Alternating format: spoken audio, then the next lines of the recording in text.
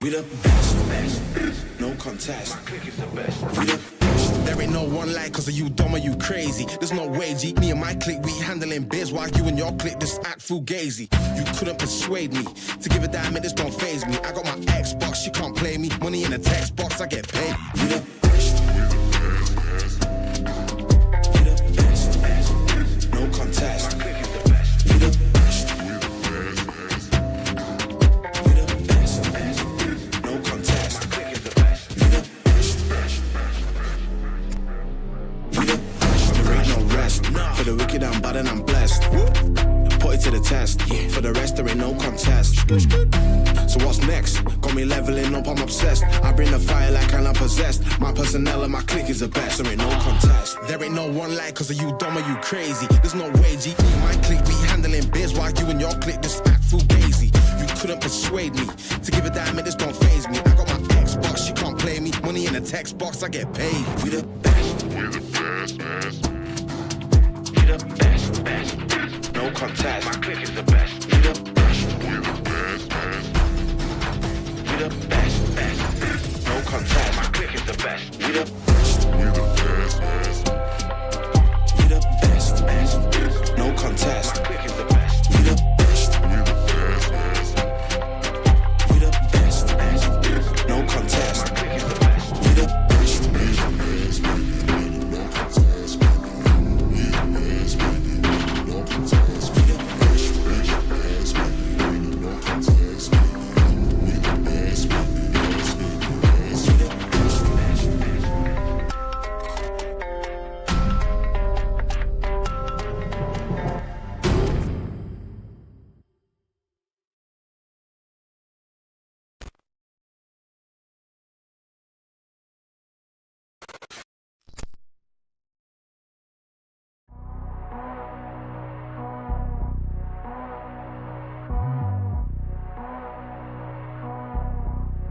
You know I'm killing it, they're hurt, I'm the one feeling it. Now they're feeling it. My enemies fake, I'm just stealing it. Slipping on the sauce and you're messing with the boss. no one's gonna be sorry for your loss. calipers. Keep to tell your You lies, say you won't cry but I guarantee you will. when the bullet from a gun Fucking penetrates your eye. Bill Spencer is the sniper, laughing as you die.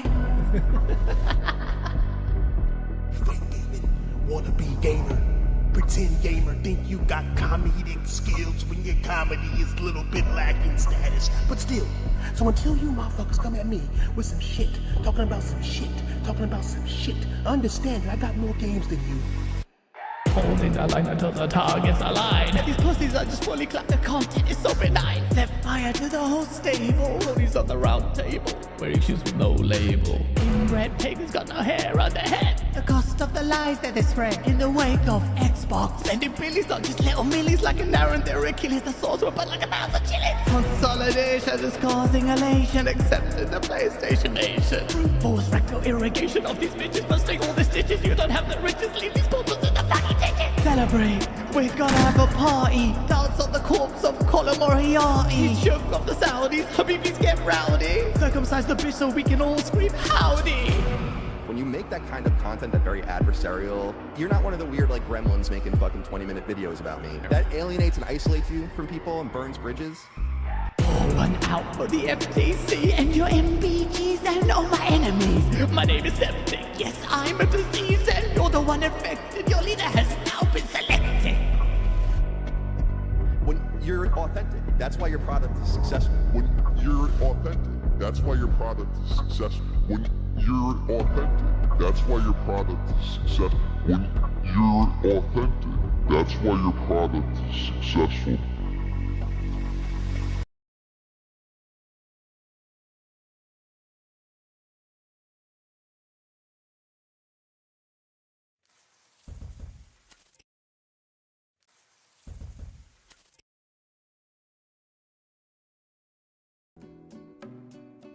Oh!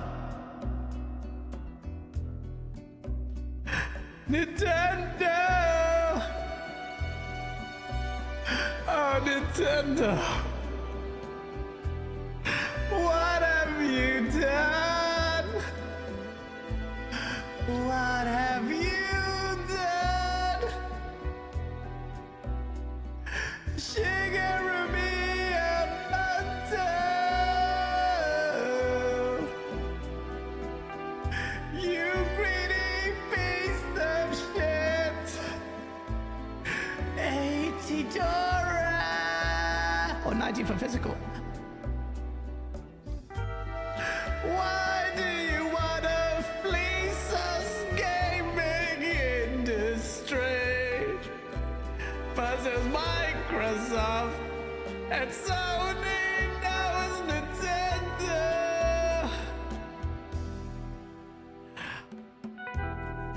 Ladies and gentlemen, it happens every time, isn't it? It's like game devs. They can't have consecutive good generations. If they do remarkably well, they just come out to try and us in the and it happened again. Nintendo enjoying incredible success with their Switch, selling out so much. It might be one of the best-selling consoles in history. And yet, they've run out of ideas. Yes, they have. And I got shat on for saying that. And I still gave them the benefit of the doubt. Look, you ran out of ideas, you turned your controller into a mouse, and you caught up with the times and gave us game chat. Well done!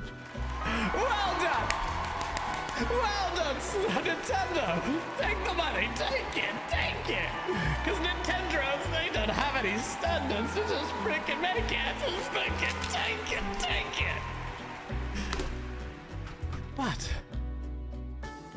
something happened when Nintendo did the bare minimum. Even they took the piss in a way that I feel like even the most hardcore Nintendo fanboy is going to struggle to defend. And that is, ladies and gentlemen, the absolute mega piss take that I still haven't really come to terms with. And I wonder how Nintendo is going to react, if at all, if at all. Thank you for joining me on this wonderful Saturday where my hay fever is driving me mad. But the sun's out, so I don't care. Let me give a quick shout out to all the lovely people in the chat. Mr. Bartos, Mr. Eldrick, Mr. Slim Pickens, Pigeon, Captain Chats, being a member with a nice orange skull. Ian Pickering, is that Conor McGregor? No, Conor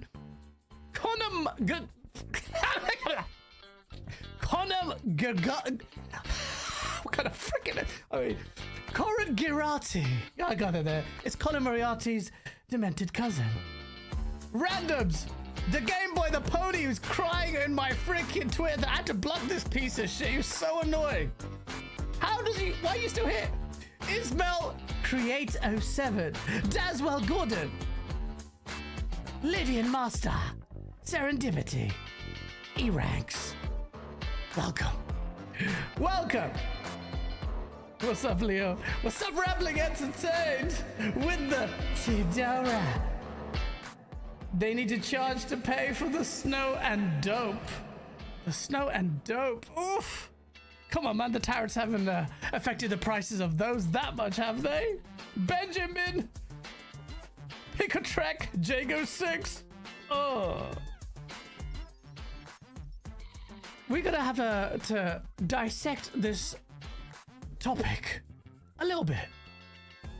Because we've got a multitude of things to talk about this Wednesday? Thursday, Wednesday, I don't even remember. Thursday. Nintendo had its big, grand Nintendo Switch 2 reveal, and it was okay. It was okay to a certain degree. Like, they sold me on freaking F-Zero GX. That was the best thing I saw, which was a freaking GameCube game I could play online. I said, you know what, frick it. At this point, the industry is turned to shit. Let me just take it. Listen, actually, you know what, Nintendo, we have to park it to one side because there's so many topics about it. We have to discuss a certain Xbox game that came out this week, huh? That didn't set the world on fire. And if you happen to tune in last week, I kind of gave you the clues, didn't I? And so did Cole Eastwood about this great game that was supposed to be great. Well, kind of great.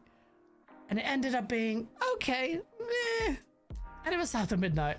Now, I know a lot of people wanted South of Midnight to be good for a myriad of different reasons. For me, the biggest reason was the fact that it was coming from Compulsion Games, who Microsoft gave a second lease of life. If you followed and you're an old piece of shit like me, you would remember the hype that we would have. Let me try and pull up the footage if I can of this other game. It was called We Happy Few, and it was supposed to be the next BioShock, and this studio had such incredible art skills, wowed us all. And we thought, you know what, this is something special, and people were holding it up with the likes of BioShock, and you know, people were just loving this game, and you know, the hype was there. And then I think it came out with like early release and some shit like that, and then it didn't turn out to be all that great. Let me get rid of the transition. Fade it. Yeah, so this game came out with a little mask thing. This is the announcement trailer, and it just looked at the time really whimsical, different. It had really cool, it was just ebbing and flowing, a certain vibe. But then it didn't actually pan out that well. It didn't critically, it faltered, and the studio would be pretty much dead, finished. Alas. Were it not for the fact that Microsoft came out and saved them and gave them a lease of life and said, you know what, this is at the time of 2018. Microsoft didn't know what they would do, but still don't really know what they do. But still, at that time, we were desperate to get some studios on our belt. This is when back then they had nothing. There had hardly any studios, Halo, Gears, and Forza. And so this was heralded as an incredible buy for Microsoft. You know, well done for backing these nice, you know, indie, well, let's call it indie devs, yeah, AA to indie devs. And then they got the second lease of life, and South of Midnight was born. This was going to be their best chance, the unfettered, unencumbered studio, now given the relaxation, a big bank of big old Microsoft. What could they do? And then they revealed South of Midnight, which looked incredible. You know, the Microsoft, you have to cast yourself cast your minds back to a time where Microsoft was all dude bro shooters or Halo, Gears, or Forza. They didn't really have much variety in its visual palette, yeah? And South of Midnight comes out beautiful stop motion, whatever it's called. It's not called stop motion, it's called other kind of motion kind of game. And they were supposed to do really well. And he said, you know, well done. Microsoft are really flexing their muscles. They got so much diversity, and they do. And I'm not going to take it away from IGN have got freaking monopoly on all the trailers that they re-upload, these little shits. But they came out, South of Midnight was going to be, you know, a lot of people wanted, especially me, wanted this to be good because I thought it would be a nice story for Microsoft to say, look, we helped out Compulsion Games and they delivered something stellar. And as we saw the gameplay being shown off, I think in the developer direct, I had question marks around the gameplay. IGN stupid freaking watermark there. And Compulsion Games come out and they have released the game. I had a chance to play it from last week, but it's been you know what's happening with my house. This is constrained gas. This is me just waiting a couple of more weeks so I can get my house back.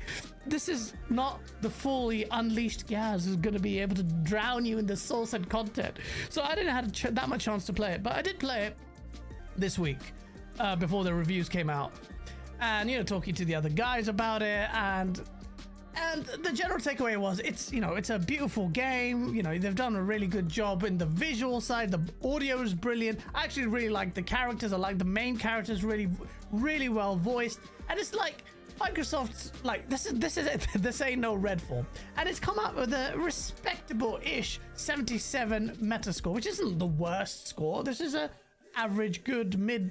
I say mid. Kind of like, it's a decent score, but it's not earth-shattering. But for me, this game is just not there in the gameplay department. And my concerns, my fears were realized when I played this. I just finished that boss, that little boss you saw there with the alligator. And I'm just like, I find myself with this game just struggling, just wanting to see the story more than anything. The gameplay is just so boring. Like, the gameplay for me is just not the one, man. I don't know. Have you guys played it? I feel like some people have played it already. I don't even know how. Is it early access shit? How are people playing this now? If someone can tell me how. Mid-Crosoft. Well done, Seawolf Swim with Mid-Crosoft. Looking forward to playing some South of Midnight. It's, it's not a terrible game. You just have to get involved, sucked in the vibe, and it's a decent title, but it's just not doing anything special. The combat for me was very dull. And I find myself confused at how games get greenlit like this. Like, you get very talented artists and all sorts, but when it comes to the gameplay department, you thought, we'll try and do a little bit of the Soulsborne kind of thing, with the dodging, and all of that stuff, and we'll add some wall running and some abilities here and there. And it's just like, you guys really kind of went hard on the what's it called? The vibes. Obviously the studio built the premise of the game first and then the gameplay. The gameplay is like almost tertiary to the visuals, the storytelling, and the sound and everything else. It's like the last thing that they figured out was the gameplay. So I just like, meh. It's a $10 upgrade, Bashi Washi. Okay, that's how you got it. A lot of people saying Sweet Baby Ink, and it's like, it's not what? Because the character's black. You freaking racist piece of shit. There's no Sweet Baby Inkness in this. Not that I could tell. Like, what? When you say Sweet Baby Ink, what are you crying about? Because I know Sweet Baby Ink touches shit and it just ruins shit. Point to Saints Row, the remake, as an example, or freaking Dragon Age Veilguard, or some stupid shitty dialogue. But the game doesn't suffer from terrible dialogue. It doesn't suffer from shoot-in characters. Like, now you guys are complaining because a brand new story with a black person in there. You're like, yeah! You're like, what? Come on, man. Come on, bruv. Listen, I know Trump's in power, but just relax a little bit, yeah? Like, this. Look, if it was like wokeified, forced and all that shit, I would tell you like, oh come on man, this is a little bit lame, it's a bit forced, and that goes for, and the people are like, oh, you know, it's not that. This game is not that. If it is, show it to me. Show it to me. It's like guys are just start hiding rape. But what is it? What is it about Sweet Baby Inc? Just someone substantiate it, please. The fighting is weird, at least for now. Maybe I unlock more skills, but this shouldn't be the case. Yeah, you can tell as soon as you could take over the controls, the camera. I was like, you could tell this is not like, you know, when you play like. I'll tell you a good example. Hellblade 2 is a really good example. Hellblade 2, for all intents and purposes, also suffers from really bad gameplay design. The only thing that actually saves Hellblade for me is the combat. That's the only good thing about the gameplay. The puzzles and shit, like you saw in my review, which is on the channel, Blad, it's just mid. Like, I couldn't believe that the puzzles came back. None of it was interesting. I wanted to get it done.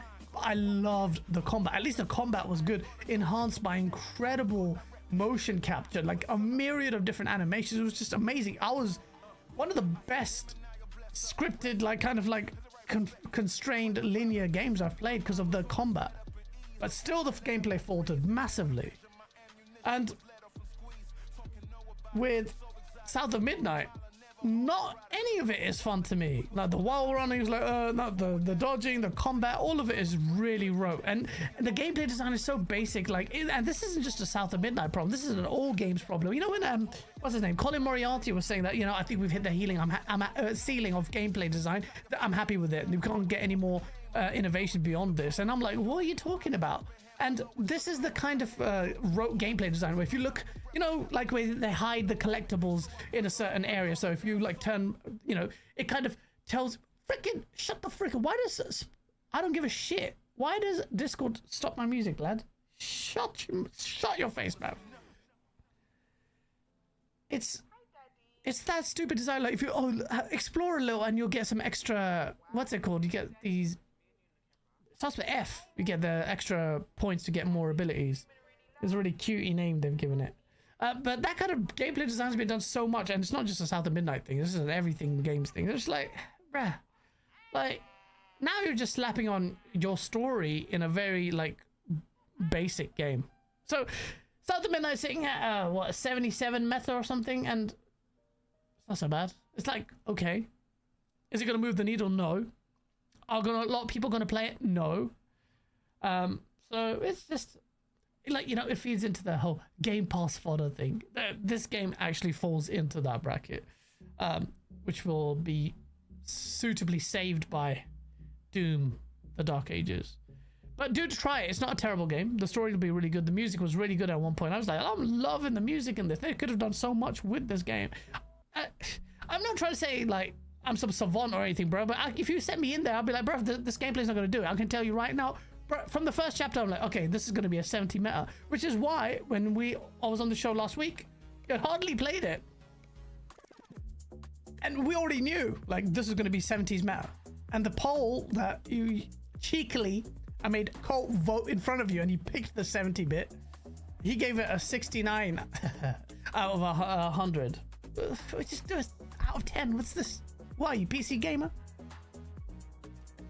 Actually, with regard to this Sweet Baby Inc, so maybe one day we can have a chat about it. It's too big to discuss it. Yeah, it's a deeper convo. I'm not trying to deride or dismiss the whole Sweet Baby. The woke shit is absolutely a problem, but first of all, woke has been hijacked. What woke used to mean was to be a righteous movement has been hijacked by new age woke people. And now when I don't even want to wade into this topic because I go online, it's just two bunch of losers. Grums, the absolute sad little shit, or it's just really hardline leftist, like rainbow color hair, like they always have purple hair. Why?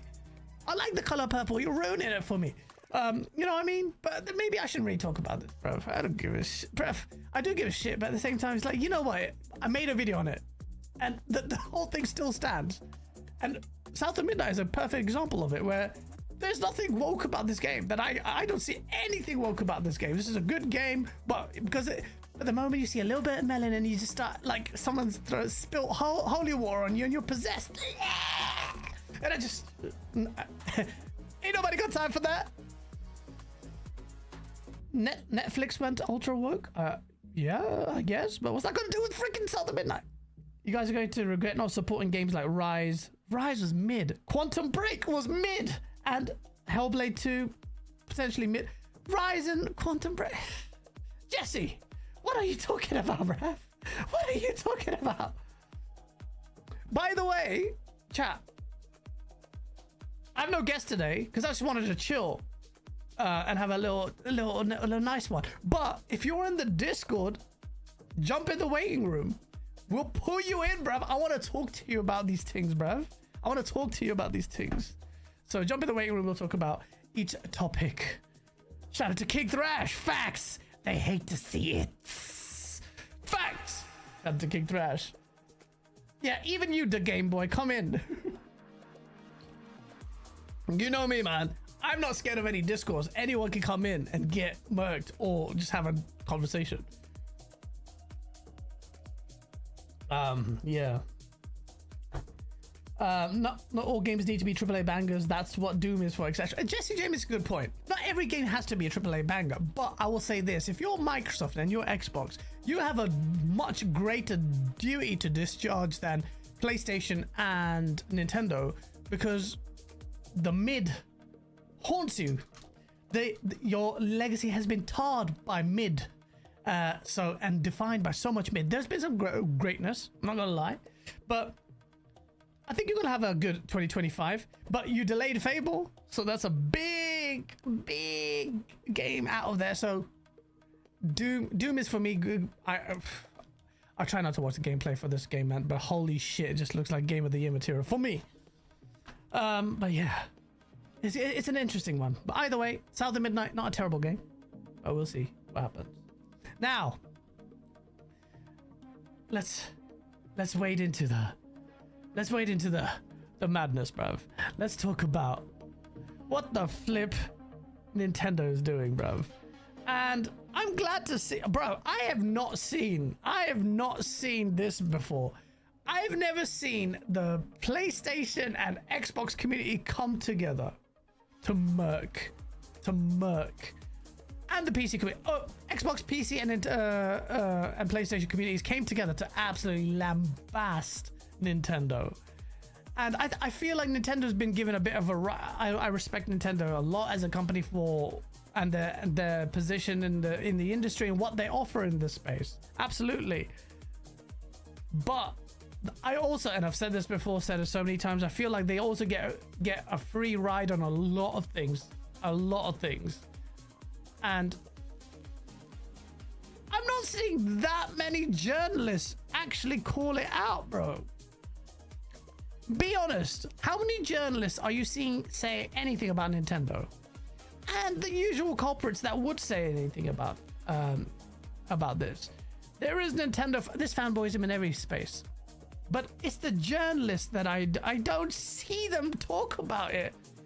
And be fair, I gave PlayStation a lot of shit for their $70 embracing it, even though they weren't the first one. I think another company embraced it, EA or someone, I don't know, it's ages ago now.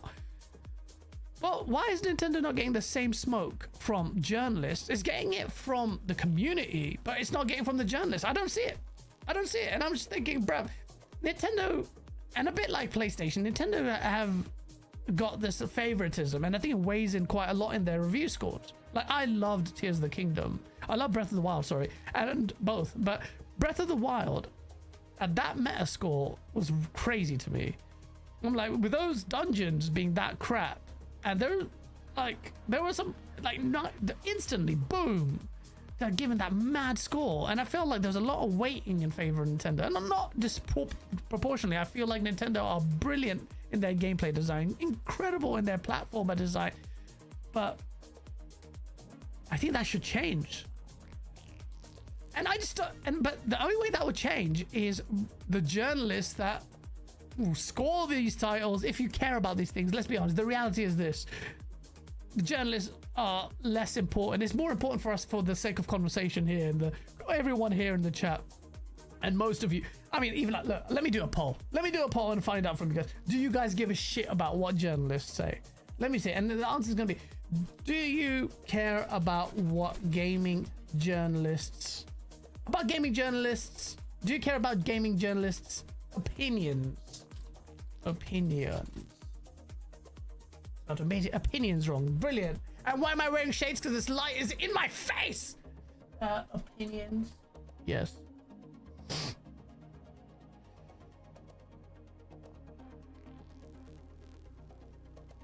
Oh shit.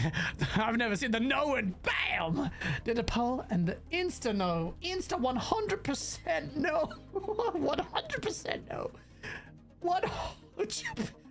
Oh shit. Someone said yes just to be different. And then 94% no. Yeah. No one really cares now. Let's be real. Like, when... And people are looking to what? Their friends or YouTubers or whatever are just making their own mind up looking at gameplay and stuff like that. So fair enough. But I feel like they, you know, at the same time, when we talk about things like Game of the Year winner or the Game Awards and what wins, we give it a lot of weight. We give it, I talk about Metacritic for the sake of conversation, but don't pretend you guys don't post Metacritic scores or take the piss out of a game like South of Midnight getting less than 80s. Or we all do it, right? So we are part of the problem as well. But you can't just say, oh, I don't give a shit what journalists think, and then spend hours arguing about what journalists actually say or have said, or in an opinion piece, or in a review, or they're voting in the Game Awards. So it's all well and good, you bastards are hitting 96%, yeah? But then you guys get vexed, and you can get vexed, and we all can get vexed at some dipshit opinions. Actually, I was gonna say, so when this price hike, shout out to Paris Lily, when this price hike got announced, instantly Paris Lily was like, oh damn, those tariffs, huh? I'm like, shut the up, man. Tariffs. There's no tariffs, bruv. It's Nintendo being Nintendo for ages. When you buy a Nintendo Switch game, the price never even went down. Bro, are you telling me? Bro, look how dusty this is, bro. I haven't even not used this, but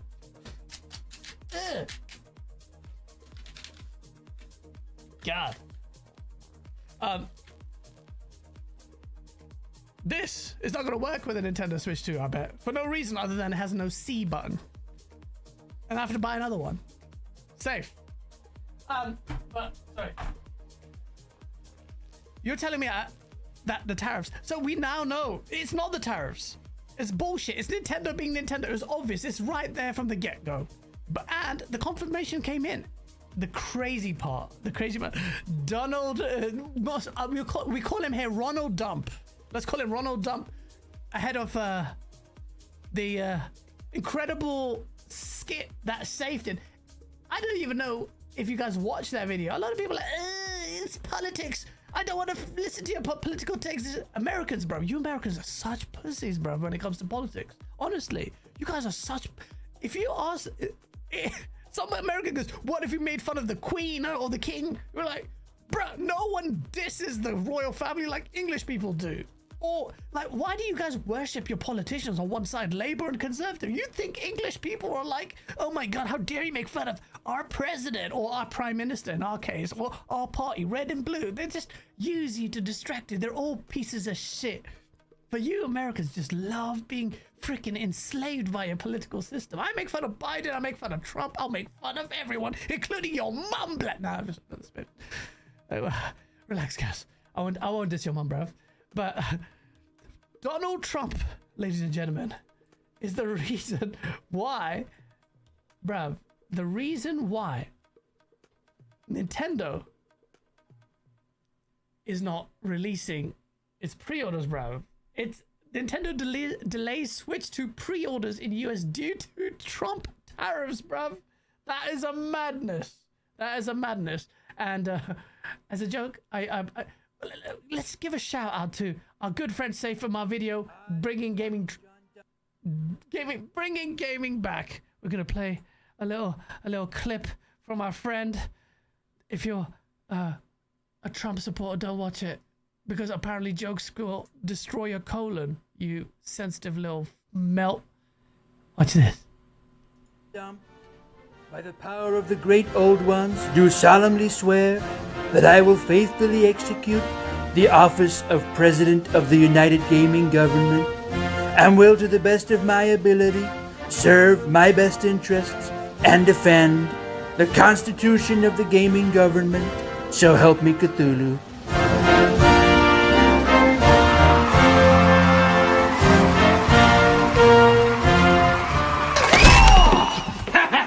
No more riding that woke dick. You bet your ass I'll be your sweet baby.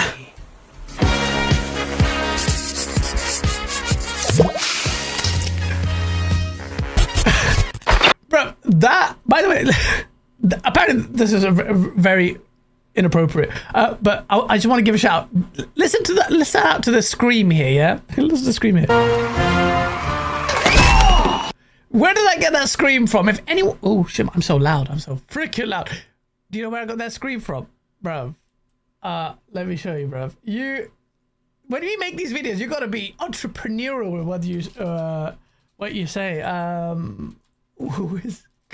I got it from the Wiz Khalifa Eric Andre skit, bro. You got just you gotta watch it, bro. I know this is a bit random off topic, but bro, if you haven't seen Eric Andre, you're missing out. Missing out.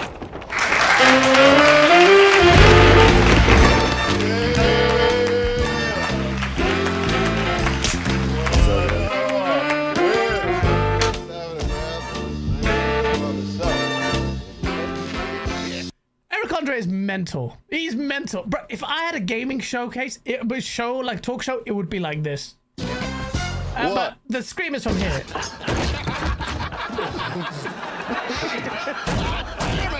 Wait.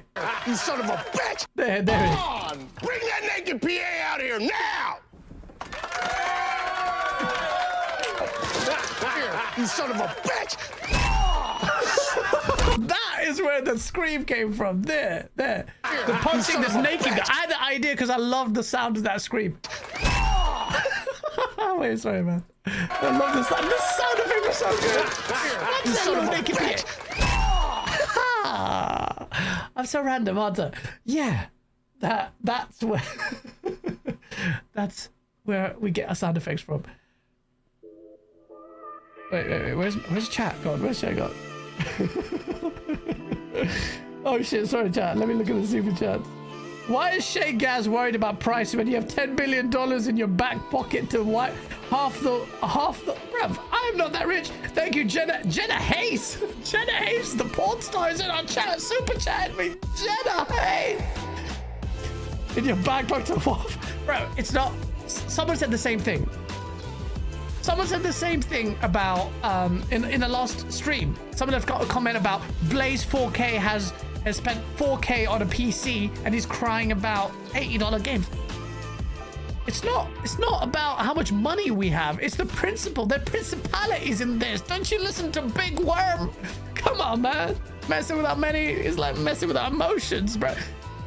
It's not about us. We're not so selfish. It's the precedent that it sets, bro.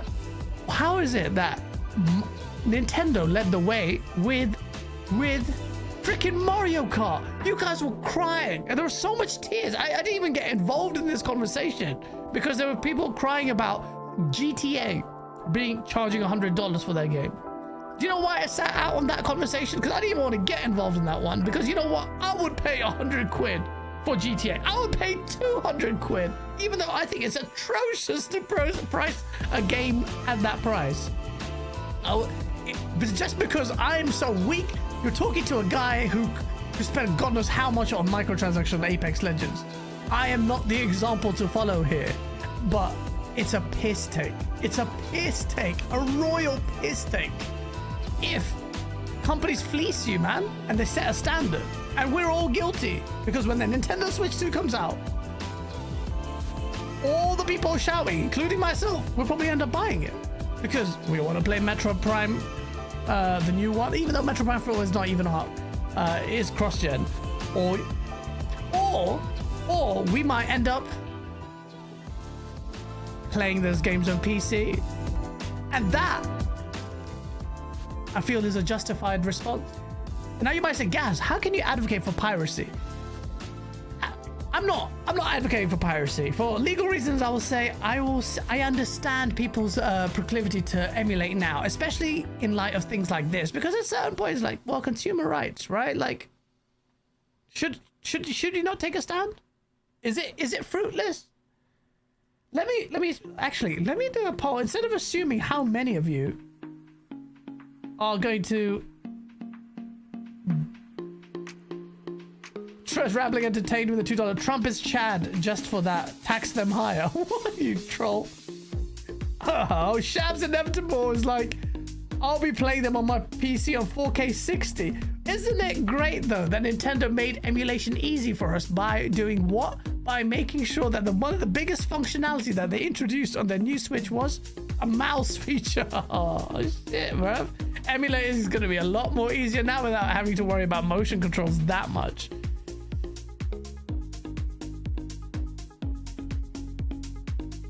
The price of consoles, at least in the UK, is where I thought it would be. It's the other range that pissed me off. I agree with Captain Chats completely. The price isn't... I don't think it was that bad. I know it's 100 quid more, but... like, the reason why I say it's okay... I say it's not okay. It's, well... It's 100 quid more. I feel like they've phoned it in on their hardware innovations anyway. And the innovations are what? A mouse, game chat, which is what Xbox 360 had, and a Kinect functionality. Well done. You caught up with the Xbox One generation. But I feel like the negative impact has been so profound that I feel like Nintendo might suffer here. Am I wrong? Should I cancel my pre-orders of multiple Switch games? I mean, I'm not Scalper. What do you guys think? Wait, let me do a poll. Let me do a poll for you guys. What's the poll? Will you buy a Switch 2? Let's do that. Will you buy a Switch 2? I don't know, bro. 2 hours battery... What? 2 hours battery life. That can't be true. I've got that naked PA frozen on my screen right now. Oh, Rascalad, you guys are not happy with the Switch too. Shit, man. I thought it'd be like a bit of 50-50. You guys are not buying the Switch 2. Good. Vote with your wallet. That means there's a potential that the movement or the gamers' wallets, the gamers have a threshold that they can, you know, say no to. Bruv, I'm telling you, every freaking... PC is the way forward. You're like, oh, Gaz, you only advocate for PC because Xbox lost the console war. Partially, but also because PC is the better freaking best platform for everything. The emulators are going to be hard on it, by the way. The emulation community is going to be hard on it, and they've got the backing of almost the entirety of the gaming industry, or gaming community, I should say. Minus the journalists who are quiet. Yeah? Right, 70% of you are saying no, you will not buy a Switch 2, bro. That's... Hey, listen, we may be a small segment of a community here, where we've got ponies and bots here, and some Nintendo fans, but I still think it's not an irrelevant metric. When I tweeted out, you know, some of the tweets about, what is it called? Pirating or emulating games. Bro, no one was arguing. Everyone was just like, yeah, fair enough, do it. Like, everyone was just like, fully, bro, this tweet's got 41,000 likes. And the gaming community after Nintendo increased the pricing of the games. Bro, listen, Nintendo, you've had a freaking nice, smooth ride. Now look at us. Oh, we are the captains now, huh? Bro, people were worrying about Rockstar charging 60 or what, $100 for the games, and then Mario Kart led the way, bruv.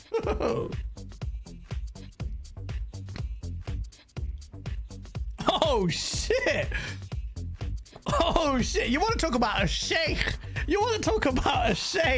There's a sheikh in the chat right now with $100 freaking super chat. Sheikh H2O Habibi, why? When are you inviting me to Dubai, bro? We were basically sponsored by tickets, bruv.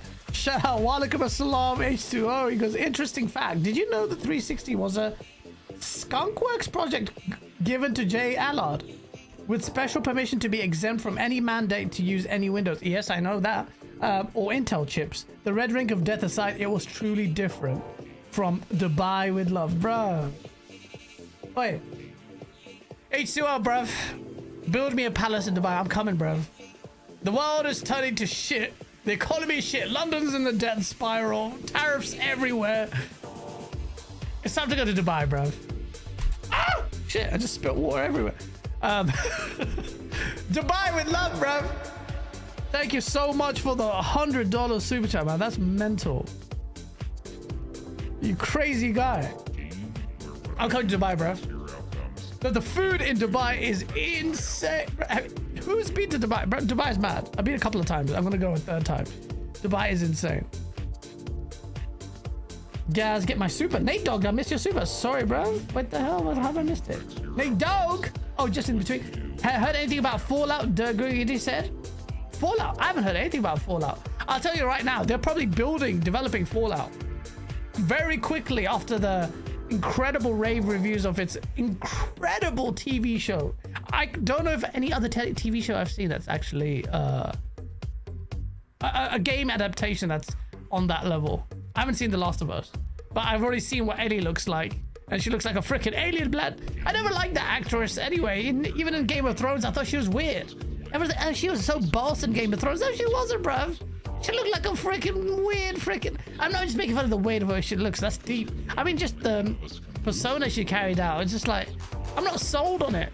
I'm not sold on this kid monarch, whoever it was. Been to Dubai now and then. I love it. Yeah, Dubai is mad, bruv.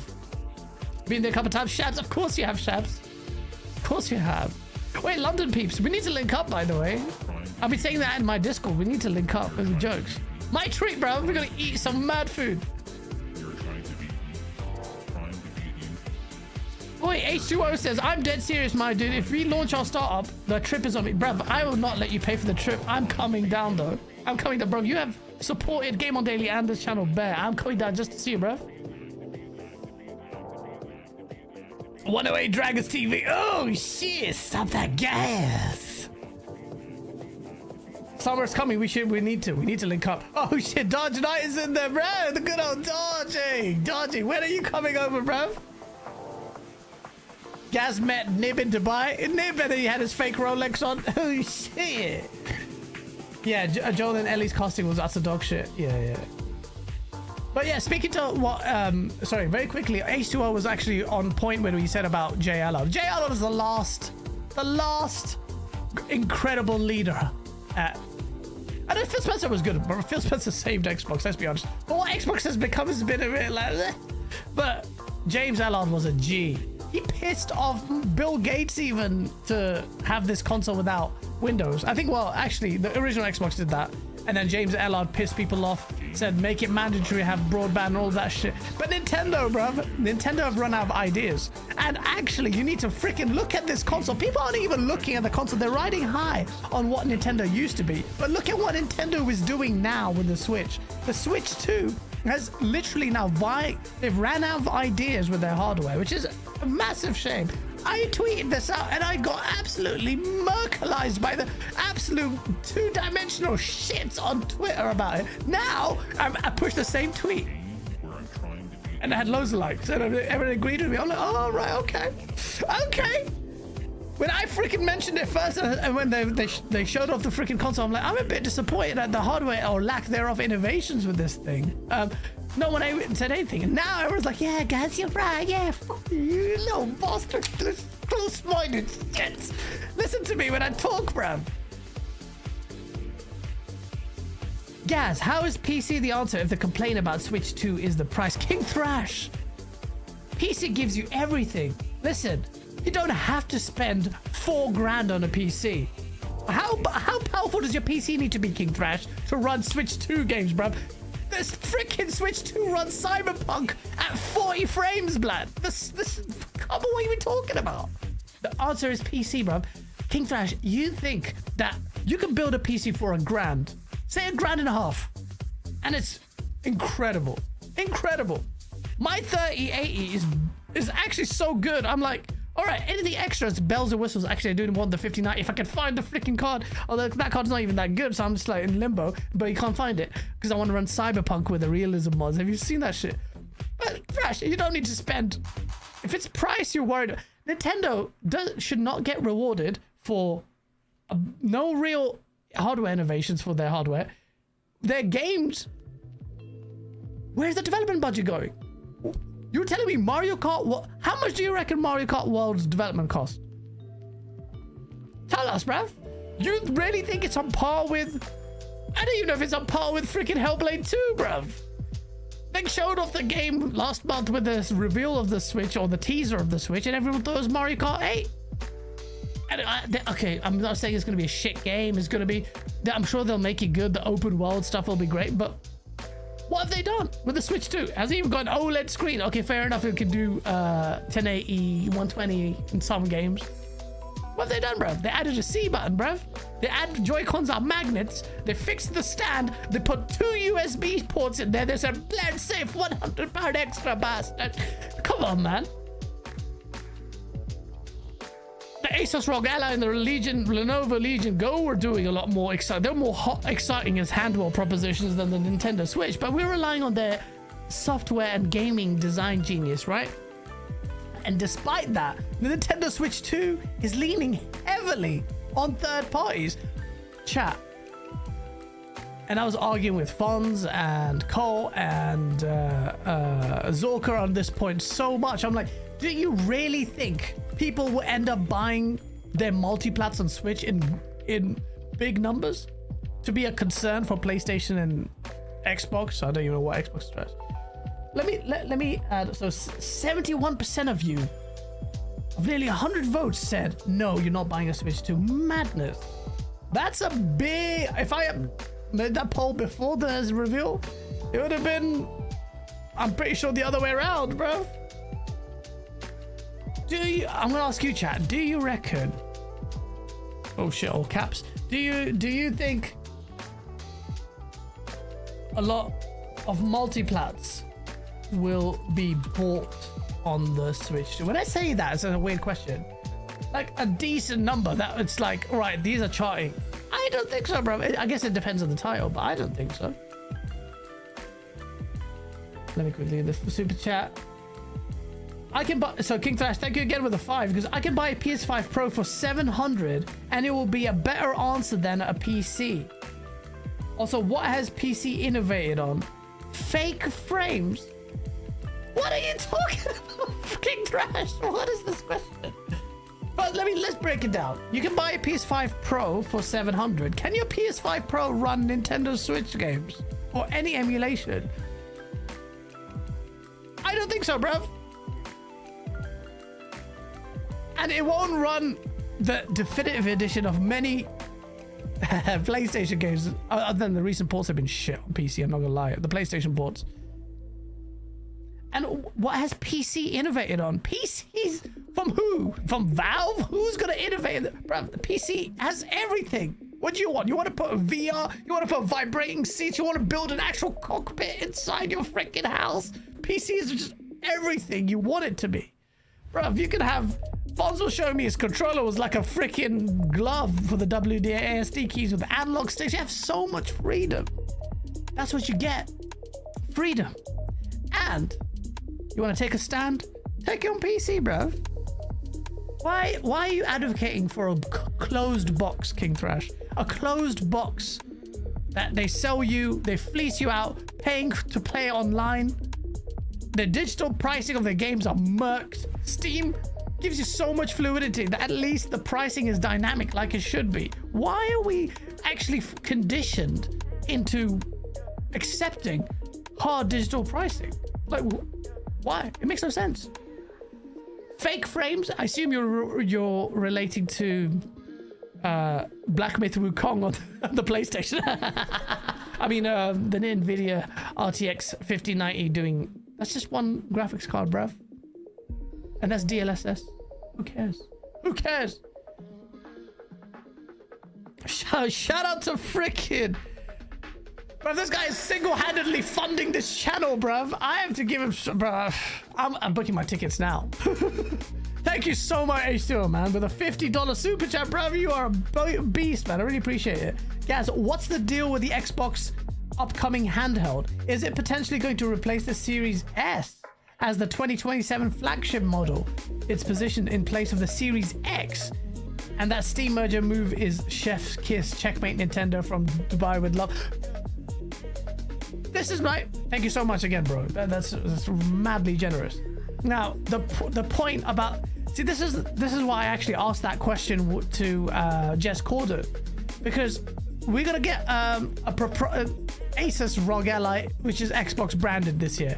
Just don't even look at that, bro. That is just a waste of time, in my opinion. Or maybe just an exploratory thing for Microsoft. I'm not interested. I don't know what... You can't even play Xbox game natively on that. So what's the point? What's the appeal for that? Not for me. But this other... this is why I'm against this. Because if you do this Asus Xbox handheld, people get confused when the native handheld that comes out, that's not third-party OEM, people might be like, oh, and you know Xbox's naming conventions are dog shit anyway, so they'll call it Xbox S2, 3 or whatever. But on that question, would it replace the Series S?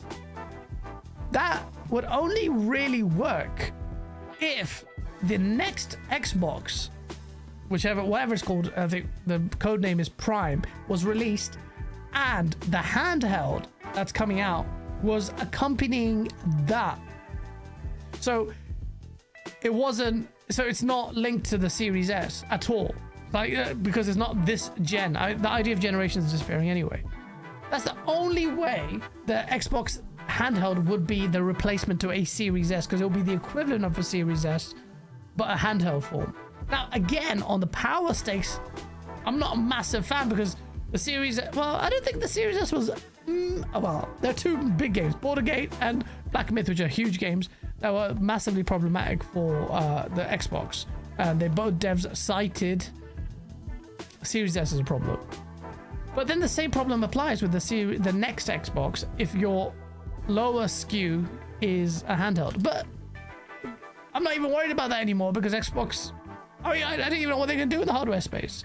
If they're doing this hybrid model, which they need to, then the whole thing is in a state of flux. But that would be good. But the Steam merger, I think so many people are dismissive about it, H2O. I think that would, Xbox need to do it. Lean in, be disruptive. A lot of people are like, well, why would they do that? Steam wins, Xbox doesn't. Ref, your hardware, your software doesn't even sell. You want to get people on your Game Pass subscription model? You are desperate to get people that's how your metric for success. PlayStation is funding your games, bro. PlayStation's sales of Xbox games will dwarf the game. When they launch day and date Doom, do you think Doom will sell more on Xbox or on PlayStation? It's on PlayStation by a massive amount.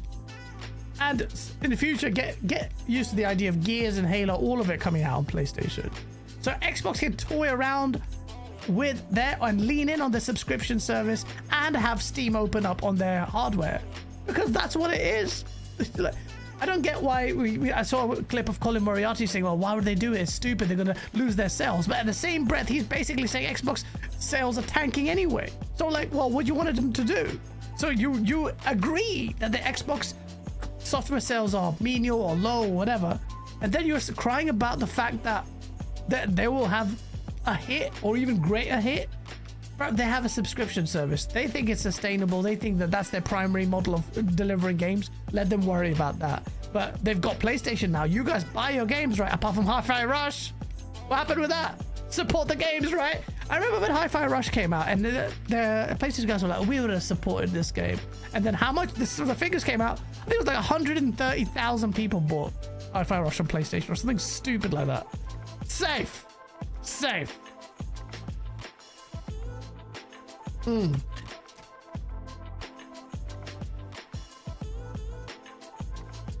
Xbox has multiple revenue sources, as JB1521. Exactly. It's facts. Of course it does. The big one is Sony. Look, PlayStation guys don't like saying that. They're like, oh yeah, you Xbox guys are copying. But is it or is it not true? You PlayStation guys are very quick to freaking slap the receipts. And I've seen sharing receipts. I bought this game. Lol. Xbox, we got your games. So you are funneling, you are buying the games. And at the same time, you are celebrating when these multi-plat Xbox games do badly on Metacritic. So you have to pick a lane, bruv. We've got all your games, the console war is dead, and then you're still rinsing Xbox. Even Doom, I've seen PlayStation guys rinse Doom. And what was the basis? The developer came out to explain the sliders in the game. And a lot of people conflated, oh, you just made the game easier. And the dev came out and explained, no, you idiots. We always had difficulty modes, but the slider can make it even more difficult and more challenging. We can have projectile speeds increasing, all sorts of shit. And the dev was basically, you could tell these guys, like, you could tell in his face, he's like, okay, we got to do this vidoc because people are retarded, and this is just a thing for the retards. It's like, let's just go. Everyone's mentally moronic. Let's just go ahead and explain to everyone what these sliders are. But when I saw people come out, Doom, the whole console war thing, the platform war was still alive. You go on South of Midnight, you'll see your Red Karen, that guy who switched it up 180 very quick, still making fun of South of Midnight. All the guys making fun of South of Midnight. They're all gonna make fun of, if anything falters with Doom, they'll blame Xbox. They call it Xbox stench. Call of Duty, every single game.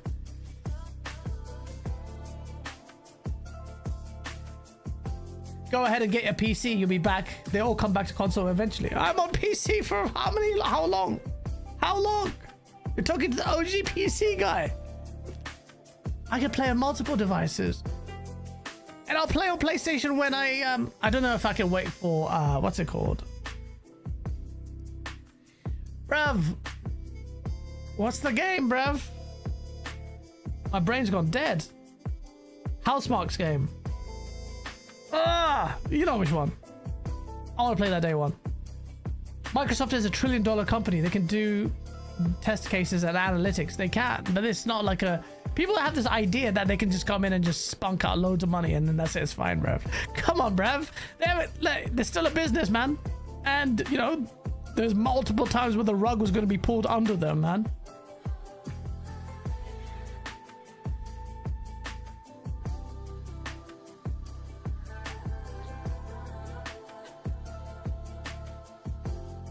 Next Xbox needs to be spec'd with the same or only GPU power difference between handheld and not handheld. Memory needs to be the same though. The memory is the biggest problem. When you have multiple SKUs, it makes it difficult. But this idea of gens and stuff, that is disappearing. I'm not even worried about a handheld now. I just want to see what Xbox can do disruptively. Even if they did a handheld, right? Like the 2 SKU thing that H2O suggested, where the handheld becomes the new base, like the Series S. So what? The big disruptor here is Steam. You offload Steam in that and somehow make it work. Bruv, you're laughing. That handheld is going to be bought by everyone. You're going to be probably emulate Nintendo Switch 2 games on that shit, man. Xbox has the potential to murk this place. But I don't care. Like, if they do or they don't. Microsoft does shit anyway. I hate them as a corporation. Let them fight. Let them all fight. But I like it. You see what happens? When Nintendo any company gets comfortable, they take liberties. And now you've seen it. With Nintendo. Nintendo, the little shits, bro. They've literally charged it. So, bro, look at this. Look at this, bro.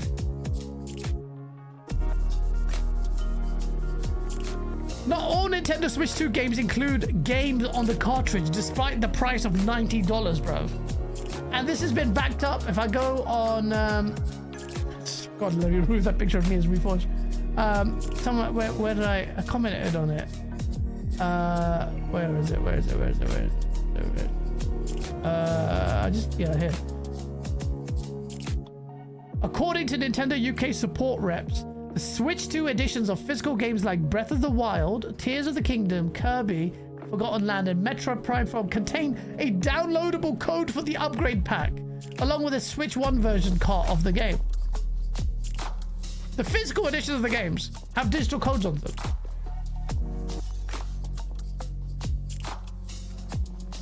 what you buying? What are you paying for? Forever physical, yeah?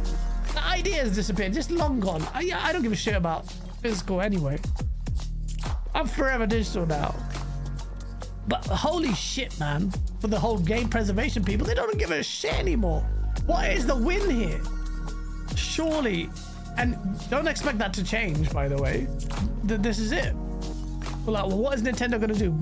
Double back on it, and then somehow get to fit their games on that device? Bullshit. No chance. Physical bros are fossil, says NC. I agree. Read your DMs. What are you sending me naked memes? Yo, want me to join? Yeah, of course, bruv. Jump in the waiting room. Oh, Kingthrash is here.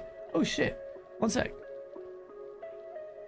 I'm gonna get my boy Kingthrash in here. 1 second.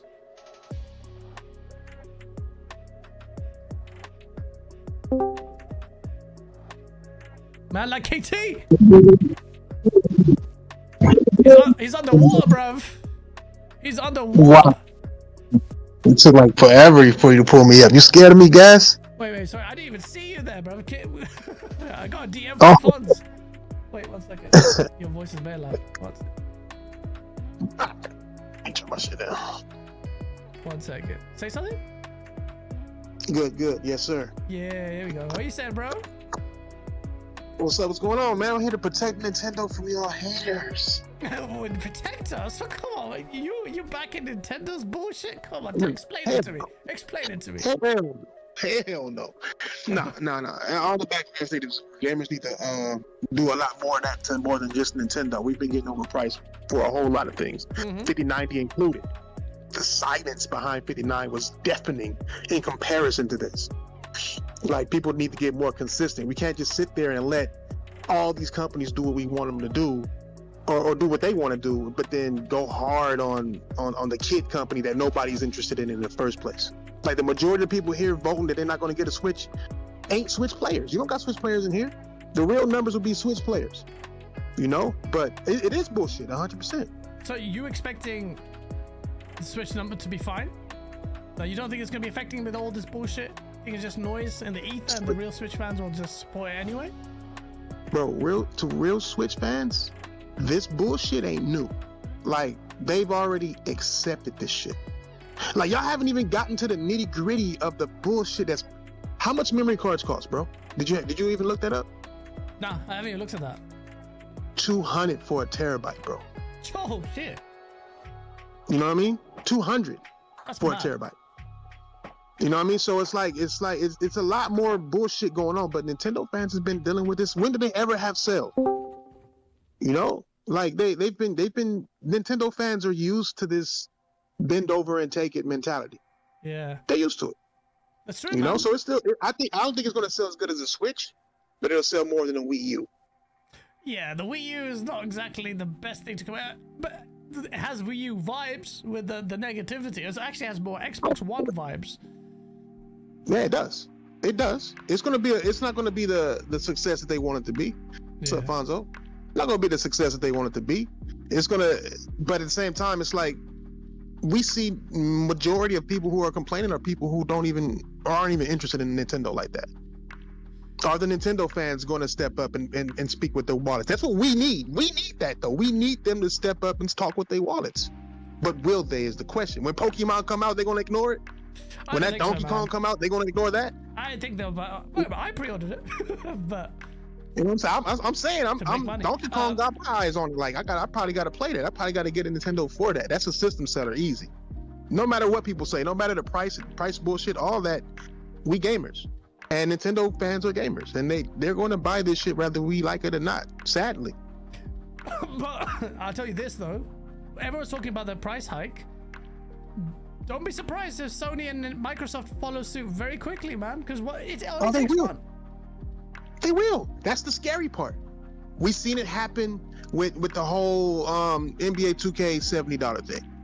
We've seen it happen. Yeah. And then everybody want to blame PlayStation and blame... I want to say this too. You can't even blame Nintendo for a lot of these prices. You can blame Nintendo for the first party games prices. They don't control the third party developers and how they price their games. So that Demon Souls game, that's $90. You need to complain to From Software and not Nintendo. From Software is the one who set that price, not Nintendo. Nintendo takes 30%. They ain't gonna tell them not to do $90. They get 30% of whatever they do. Not 30% of $90 is higher than 30% of 60. You know, so they ain't gonna say shit. But the blame, I just want to make sure people know to blame the correct people. For first-party Nintendo games, get on Nintendo's ass. But if it's a third-party game that Nintendo don't own, get on the motherfuckers who made that game's ass, not Nintendo's. Yeah, but well, I mean, the first game to lead the charge was what's it called? It was was Mario Kart. Mario Kart. Yeah. So that was the first game we heard about. What's up, Fonz? Yeah. Hey, what's up, man? The biggest Nintendo fanboys here. Let's go. Let's go. I bought all the Labo, by the way. All the $90 per cardboard, and Nintendo fans bought over 1 million of it first month. Really? That should let you know. Yes, it outsold everything that month. The Labo. Cardboard. Fans, that's what I'm saying. These dudes are used to this bullshit, bro. They're not gonna not buy it, bro. It's crazy. Oh no. I'm with you on that aspect. Yeah, Nintendo's they are gonna fly off the shelves, man. Nintendo Switch 2s are gonna fly off the shelves. As much as we hate to say that these people are all against high prices and all this stuff, especially when it comes to the software, the games, we saw with the $70 price tag, people still went out and bought $70 games. They'll do the same with the $80 games with the Nintendo Switch, especially because Nintendo has cultivated a fan base that is so dedicated to Nintendo. They are so loyal that they will buy and eat up and consume whatever they put out there for any price. That's just the way they are. And one of the reasons why they've got such a loyal fan base is because, let's face it, you were talking about the other handhelds and stuff earlier. The thing that sets Nintendo apart from those other handhelds are the fact that Nintendo games, they're just built different. They're the quality that their fan base wants. We may not like them. Some of us may say, I don't want to play that, that's trash or whatever. But for them, their fans, they're doing right by them. The only, like, you could pick and choose maybe one or two franchises that their fans want to see them innovate with, stuff like Pokemon. But outside of that, their games, they tend to innovate. Look at Tears of the Kingdom. They tend to push the boundaries with their games. Mario, what was it? Mario Wonder? Mario Wonder. Anyway, great 2D side scroller, and they did different things within that game. So, I mean, they constantly do right by their customers, and that's why they have such a loyal fan base, and that's why they'll suck up $80 games, man. And it sucks. And one thing I want to clarify, by the way, I was let known yesterday that some of the games are indeed on the cartridge. It's only the games that are below, I think, 64 gigabytes that won't be on the cartridge, and it'll just be like a key that you access, the game. Yeah, we saw that today, yeah. It's like basically a code. But if it's a 64 gigabyte cartridge, you're gonna have the game on there. Now, like for me, I personally don't care. I didn't really care for the Switch, but we have two in the house. Will we have a Switch 2 in the house? Most definitely. My kids want one. It's gonna happen. I may not play with it. I mean, yeah, that's a lie. I do play with the Switch on the TV every now and then when we have parties and stuff. Two games we play all the time: Mario Kart and Mario Party. Happens every time. And so those will be staples in the house for sure. But the thing is, Nintendo's now really trying to drive over the third-party stuff. That you guys were talking about the third, and they really are trying to. I don't know the pricing of the third party though. I don't know. Yeah, I think it's gonna vary. Yeah. Because you said the Dust Blood is full price, right? Is it $80? No, I don't know. I'm just saying. I was just using that as an example.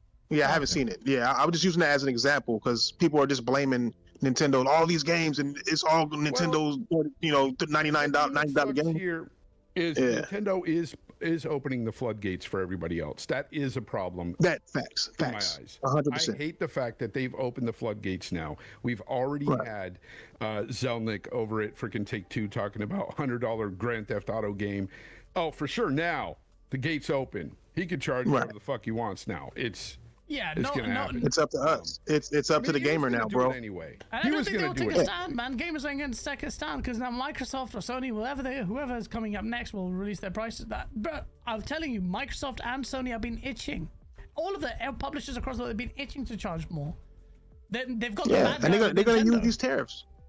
Yeah, they're going to use these tariffs to do it. The tariffs is going to affect it, right? They're going to use that excuse. The Yep. tariffs will essentially go away, and then prices are going to stay the same, just like it happens every fucking time with everything else. Yep. So I was watching Xbox 2 yesterday with Rand and Jez, and Jez said something that was kind of interesting. He said, what if Nintendo put this out there the day before the tariffs were announced? We knew the tariffs were coming, now, mind you. They knew this.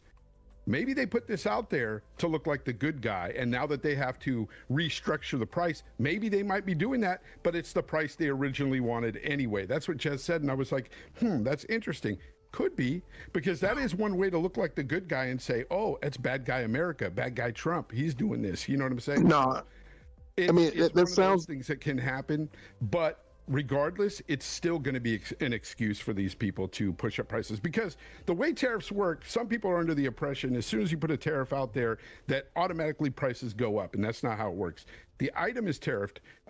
They charge the companies manufacturing these items a 20% increase or whatever.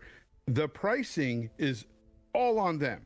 If they want to up the price to eat the cost of these tariffs, they can do that. But so that's why most of the time you do get higher prices. Well, they almost have to. It's not going to be a 20% increase, automatically right off rip. It's not like that. So, well, it depends on where they decide to flow it out of, right? Like they had it in Vietnam or something like that, and they got a 40-something% tariff on them. And it doesn't mean that they're going to spend 40% more for the item. That's right. not how tariffs work. Of course not. But they're going to have to figure out what makes sense for their business. They will, of course. Yeah. And businesses, as we know, all businesses are greedy. Yeah. They are all greedy to a degree. That is just. They wouldn't exist if they weren't. Yeah, of course.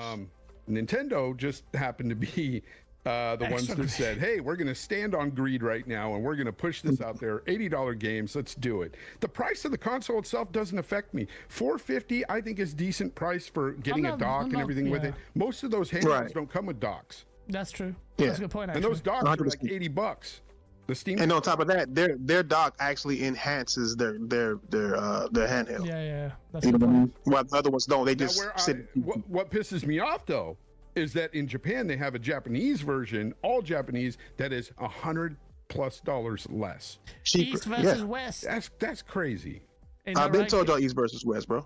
Like it's East versus West all day. Yeah. Like it's going to be a battle. It's going to be that battle regardless. Like that just tells me they can make it for a lot cheaper. They could sell it for a lot cheaper. They just decided no. Yeah, well, this is the trade wars. This is before tariffs. We've been talking about that for a while. Rambling Entertained with the $2 says Fonz is saying all this before the tariffs come into place. I don't know whether he's referring to your previous comment, but thank you, Rambling. But yeah, like what happens? That Nintendo, for the first time ever, they haven't actually announced the price so this is the price that, to me, I take Jez's point on board. But I feel like Nintendo don't give a shit. They were going to charge this price anyway, and they're going to get away with it. When Kingthrash is saying, "Well, Nintendo fans will they not buy it?" They will buy it, and this will become I'll be very surprised if people ended up voting with their wallets and didn't buy shit. I reckon. People are too lazy to do it now, bro. Yeah. Do you know where all the articles got their information on the $90 physical games? Because so far I have not seen that at Best Buy or Target. It's not reflected that on the physical. So you talking about the 90? Info. Yeah, the 90. I think it was Nintendo. Did Nintendo say it? I'm not sure. I'm not sure where they got it either. I don't know where that came from, because there was article after article about $90 physical games. And then but where's the official? The one that pointed out, he said, no, go look at Best Buy, go look at Target, go look everywhere. Mario Kart is not $90 physical, it's $80. And I was like, yeah, it is. Yeah, because I saw Gene Park share that and said that that's misinformation as well. So I haven't, I don't know what. Oh, somebody said it might have been Europe.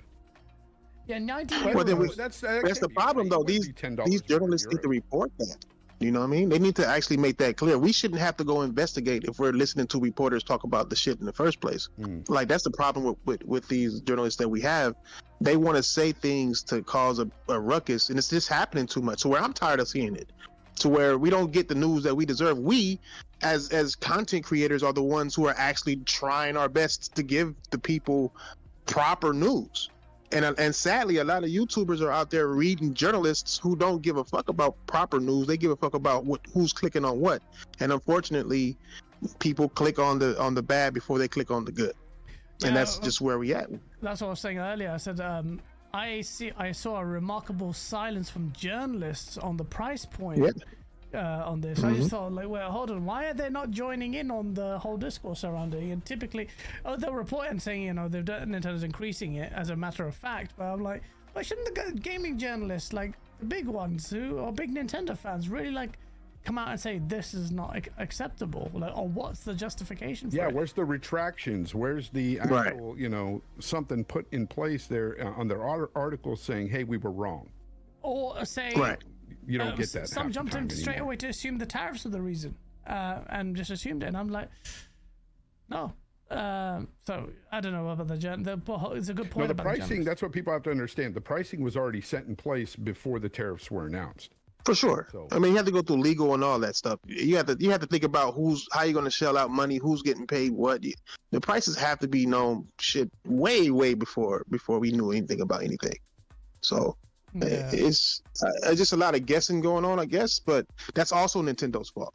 You know what I mean? At the end of the day, this is Nintendo's presentation. Their games shouldn't cost $70, $80. They just shouldn't. I don't understand. I don't see if we get pissed off at a PlayStation or an Xbox game that's doing all this extra shit with all the details and all the shit that we want, and we complain at 70. Everyone would complain about 80. Everyone, for PlayStation games, Xbox games. Not even thinking about Nintendo. But looking at Nintendo, I'm looking at Donkey Kong and I'm like, that is a fantastic $59, $60 games, man. Nobody would complain if the games were just $70 for Nintendo Switch. I still complain about $70 games. I still do it. I only bought one $70 game and I regretted it. I regretted the hell out of it, and it's because Sony forced my hand. Which game? They forced my hand. I bought one game. God of War. God of War. And after I played that, I was like, "Fuck, man! I shouldn't have spent $70 on it. It was good. I enjoyed not what I wanted." God of War was $70 to me. I mean, at the end of the day, I do want to I want gaming to stay alive. I mean, I understand. Like I've said a long time ago, we should be at $80. Like we should have been at $80 this gen, $70 last gen. The only reason I'm saying that is because inflation. If we want developers to actually develop games and actually make money and feed their families and make this a thing that they want to do, we gotta accept the fact that they're gonna want to raise, bro. You know what I mean? Like we gotta accept the fact that games are costing more and more. We want all this stuff from these systems, but we don't want to pay more for the games, and that's just unrealistic. I don't mind waiting longer for a game. I think some of these companies need to downsize greatly. I think some of these companies need to focus on making a great game rather than pushing ideologies, politics, and whatnot. I think they just need to get back on the ball of creating games that we used to fucking love. I'm tired of it. It's just, game after game that comes out now is just not very good, even at a gameplay level. It's just like, there are few and far between that are like stick out and stellar games, because there are those still that come out every once in a while, but it's nothing like we had in the heyday. Some people call this the golden era of gaming. This is not the golden age of gaming. That was back in the 360 days, as far as I'm concerned. That's like SNES up to the 360 PS360 days. Those were the golden. You know what I mean? Age That's the golden age. Yes. You know what I mean? Like anything between that, before and after, is straight up bullshit to say that's golden age. Yeah. No I've way. heard several people say it. Nobody in particular. It's just that. Thrash, sorry. Someone said Trash. Gaz asked Kingthrash if he thinks it's okay for PlayStation to charge $70 for remakes and re-releases, normalizing the price point. What's your point on it? Sure. I think you should charge whatever the fuck you feel like your product deserves. If you don't want it, don't buy it. Do I? It depends on like. We can't sit here and tell businesses how to run their business, but then don't want these businesses to tell us how to game.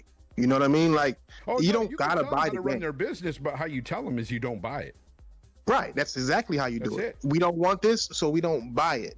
And you heard what Shuhei said. Like, hey, they're testing the waters on should we bring these games back. I mean, would you have paid that much for Resident Evil 4, the remake, or Onimusha coming out? Like, it's coming out because the remaster did so fucking well. You know what I mean? Like, it's just, I don't know. Like, buy what you want. Nobody should tell anybody what to buy, but I just don't believe that we should tell these companies, hey, this game isn't worth it, or this we shouldn't pay for this, or you don't have to. You know what I mean? Like, it's not our place to tell them what they should or shouldn't do. It's their decision, and if it's a dumb decision, then that's on them. Let them pay for it. Just don't buy it. For sure. But then it causes mass layoffs and things like that, closures because games don't sell, and these developers. Right, and that's why they should make products that we want. You know? Just to clarify, because it feels I'm a bit surprised by that answer, because you were earlier saying that Nintendo shouldn't really charge those prices, and now you're saying they shouldn't. Well, remakes and remasters are $70. We're talking about $90 Nintendo games, and you're telling me that you comparing those two? Yeah. That's like saying, okay, what's that game coming out? The zombie game, Days Gone, and PlayStation came out and said, oh, you know what, $90. Like, who's gonna stand behind that? Nobody. You know what I mean? But like this, in this instance right here, we got games that aren't even close to what Days Gone is. Right? Name a Nintendo game you saw that's doing what Days Gone is doing. Well, a PS4 game that's remastered. That's one of my biggest pet peeves about them being the ones to start this whole, $80 charging for games, because they do not pay that much when they produce these games. Exactly. The Nintendo games are often between $25 million and $150 million to produce, and 150 is on the high end. That's Tears of the Kingdom for them. How much does a remaster cost? You're charging $70. That's what I'm saying, though. Like, you're going to tell me that even if you spend that 150 mil, that you're going to charge $80 for that game, whereas somebody else, another developer, is spending 400 to 500 mil on a game, is charging 70. You're telling me that that's good business? You're telling me that that's warranted? Hell no, it's not. It's you gotta weigh it all out, man. And the way I look at it is, it's nothing more than freaking greed. Their production costs are nothing like PlayStation's, nothing like even Xbox's, nothing like EA's, any of these companies. Take-Two. Look, I feel like there's a little bit of contradiction going on there. Like, okay, fair enough, Nintendo's budgets aren't that high, but for a remaster and remake, if you forget the initial budget of developing the game, remasters and remake at $70, Thrash, you should be equally vocal about those, because I think that those are I just won't buy it. Oh, now it really depends, just like Nintendo, like, I just won't buy it, but they're not raising the price. If it's a remaster and you feel like remasters shouldn't be $70, then we should have seen complaints of fucking Resident Evil 4. You know what I'm saying? We didn't see no complaints then. I don't want it. It's contradictory to say, it's contradictory. Resident Evil 4 has been remastered like 8 times. You know what I'm saying? Remastered and remade like 1,000,001 times. This is a GameCube game, bro. You know what I'm saying? Like we can't just sit there and pick and choose when and where. You know what I'm saying? Like, if we can accept Resident Evil 4 getting remade that many times and costing full price when it come out, then we can accept Days Gone. But what I wouldn't accept is Days Gone or Resident Evil 4 costing more than what we pay now. Because then it don't make sense. Now, why is it costing more for what? You know what I'm saying? I understand you put in new work, you did this, you did that, you did all of this and all that. I mean, these games are coming out, these remasters are coming out with all the DLCs and all that shit too, right? You know what I'm saying? Yeah. So it's like, what are we're getting more than what we got in the original thing. These are original things that are coming out for Nintendo, and they're charging more, and then going to have DLC later. I would just say, if you are if you've never played the game and you're getting all these DLCs and stuff, maybe to you it's worth it, but to most people it isn't. Like, they simply just won't buy it. I get that thing. Yeah, and that's okay. Like, it's all about choice. That's what makes gaming great. Like, you choose and you build your own library, unless you have Game Pass or PS Plus Premium or whatever bullshit. But you build your own fucking library the way you see fit. And if you see a game that you don't want, then don't fucking buy it. Fuck if it's popular. I differentiate the two. I look at remakes and remasters completely different. A total remake, that can be worth top dollar, your $70 game or whatever. I still think games going to 70 is just bullshit, but anyways, go ahead and sell it at that. But a remaster, usually remasters, a lot of them anyway, aren't as good as Resident Evil 4, and they're just half-assed and Resident Evil 4's a remake. And then trash. On top of that, when we talking Days Gone, I mean, it has to, if you already have the PS4 version, it costs you $10, and then and it's not even $70, then it's like $40. Rambling and saying says Or Kingthrash $50. is only against it if it's Xbox. What do you mean I'm only against it if it's Xbox? Nigga, I was standing up for Xbox. The reason why Xbox is dead is because you didn't listen to me. Oh, I was shit. telling y'all that this shit is bullshit. You need to stand up and fight. Don't call me. Don't get mad at me because the shit is. Look at the state of Xbox. Was I wrong? You know what I'm saying? Like I was over here. I have an Xbox. I have every single Xbox. I've played every single Xbox, every single one. And it's I cared about what was going on with it, bro. Like no matter how it sounds. I don't blame the Xbox consumers at all. I blame everything that Xbox has gone wrong with Xbox on Xbox. Xbox has done all the damage to themselves. They have. But we had the power at one point with the Xbox One. The way that the gaming community, that's the last time the gaming community stood together and actually made a change was with the whole DRM shit. But after that, it was like dead silence. No matter what was being, Phil Spencer said some dumb shit like single player games are trash and don't matter. The future is multiplayer games, and everybody want to run behind that, and then turn around and say, "Oh, we got this single player game and this single player," and all y'all run behind that. And it's just like he blames gamers. He blamed gamers for Scalebound getting canceled. There is. It's like nobody said nothing. There is a problem with fanboyism that do stand behind that stuff sometimes. Just the same as I've seen PlayStation guys say, "I would gladly spend $100 on greatness." For facts, dumb shit. Yes, 100% agree. I see it. I see it on all sides. I see it all the time. You do. It's there. But the difference is that we forget how big of a gap Microsoft was given between games. On the Xbox One and Xbox Series era. You know what I mean? There was a gap there. Like right now, we're getting games that were announced at launch. These are supposed to be launch titles. We literally launched titles 5 years later. You know what I'm saying? So it's like, we still ain't got them all. They announced fucking days, State of Decay 3 before the console came out, and it's still not out. I think we're still waiting for these games. I don't know when. So it's like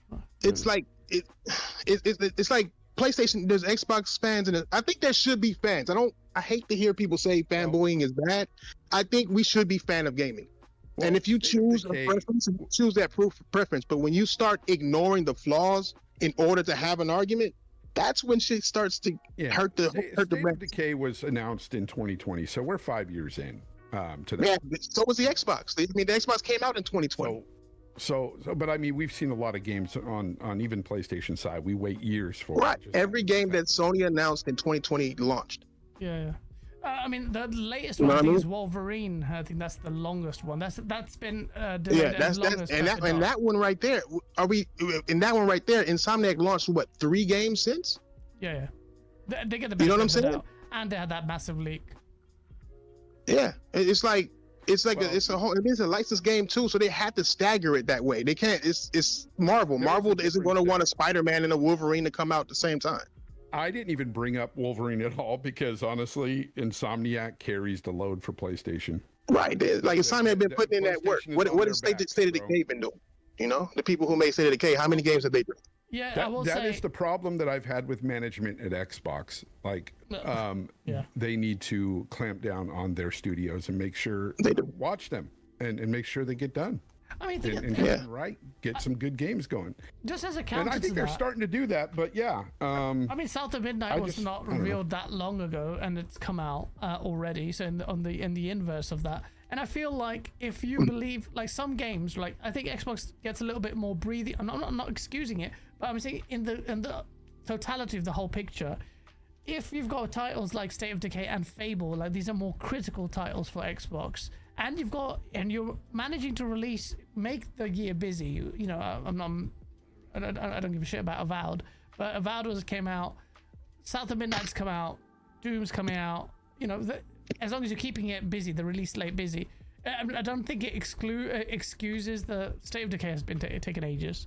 Perfect Dark's been taking ages, and Indiana Jones was announced and came out pretty quickly. And look at that game's quality. Yeah, exactly. Yeah, but it had to though. Like these licensed games, like they're on a different type of leash. You know what I'm saying? Like Disney is watching. Disney is like, what's going on with this? What's going on with that? They put money in on this shit. Like Marvel put money in on the Spider-Man games, on the Wolverine games. Like it's a different. When it's licensed, it's different, bro. It's way different licensing. Yeah, you know? I honestly think Xbox needs more of that. Them turning down They do. freaking Marvel games was crazy. Like, Yeah, they should have had Incredible Hulk a long time ago, bro. They should have went and just bought the license to that. That would make sense. You know what I mean? Green Hulk as well. Yeah. But that's Microsoft. That's them. I think they've improved quite a bit. Like their release cadence is much better. But they're a third-party publisher now, so it's like it's a very different. Like I don't even view them like as critically as I did before because. Yeah, no need no more. Yeah, I mean, you know, just like what would be the right? point? Like, I mean, even you can't even look at Sony games critically no more. Well, what's the point? Like, who's it going up against? Nintendo? Like, I mean, I want. Don't get me wrong. I want their games to be high quality. I want all games to be as high quality as possible. As a gamer, you should want that. It's not about competition. That's where the fan seeps in. But we need the competition though, in order for these developers to actually push themselves further. That's what we had in the golden age. You know, what about Marathon? That's why we had the golden age in the first place. It's because we had competition that wasn't based on us. It was based on them. You know, it wasn't based on gamers talking shit. It was based on, damn, we got to get these people to buy this. We got to get these people to buy that. We got to do this to make gamers are going to want this. And now it's gamer versus gamer. And so they just said, fuck it. We just going to make some service games and let you motherfuckers fight over skins. Yeah, you know, there's an important element of competition because it does help with innovation and stuff. It really it does. And I feel like that. And that's what's sad about it. That's what's sad. That's why Xbox going the way it went is sad because who are they? Unfortunately, the world wasn't buying an Xbox. America was. But the rest of the world was not buying an Xbox. The mind layer is all about PlayStation. That's unfortunately what happened since 2013. And they took over. And it was because of that gap. It was because of that large ass gap. The 360 age, they had games coming from every corner of the planet at a consistent basis, and they were running better. And the console was cheap. They had everything going for them. If they would have stayed on that path of doing this, you know, finding innovation. I don't know who the fuck they had back then who was finding these third-party games to make exclusive, but they were finding some fantastic games to make exclusive to the Xbox. Yeah. Japanese games. You know what I mean? Fucking Blue Dragon and Lost Odyssey and all. They were finding and making deals and doing big shit, and they just stopped. I gotta give Kingthrash credit for that. Thatch. He says Indiana Jones comes out Kingthrash, but they had to. What the fuck? No, it makes sense. I mean, you've got another entity looking out for that game. You've got another company that is putting money into that game and wanting that game to be right, come out on time, and all this. It's now. It makes a difference. I can see that. I promise you, Spider-Man 2 would have been delayed if it wasn't a licensed game. That's why it came out buggy. Insomniac is not known to put out buggy games. They had to hurry up and put that shit out. That's why it came out as buggy as it did when it came out. So Wolverine simply because they got people to worry about. They got money to worry about because Marvel wasn't having that shit. Disney wasn't having that shit. So Wolverine's definitely coming out next year then? I don't know. Honestly, I don't know. I don't know what deal they came up with to build a timeline. Maybe they even used Spider-Man to get more time to make sure this game don't come out as buggy as Spider-Man did. So I don't know what negotiations they have. That's why I said licensed games is a totally different beast. They have so little control over their game. That's why MLB The Show is on Xbox and Nintendo. That's why it's there. Yeah. It's simply because they don't have control over it.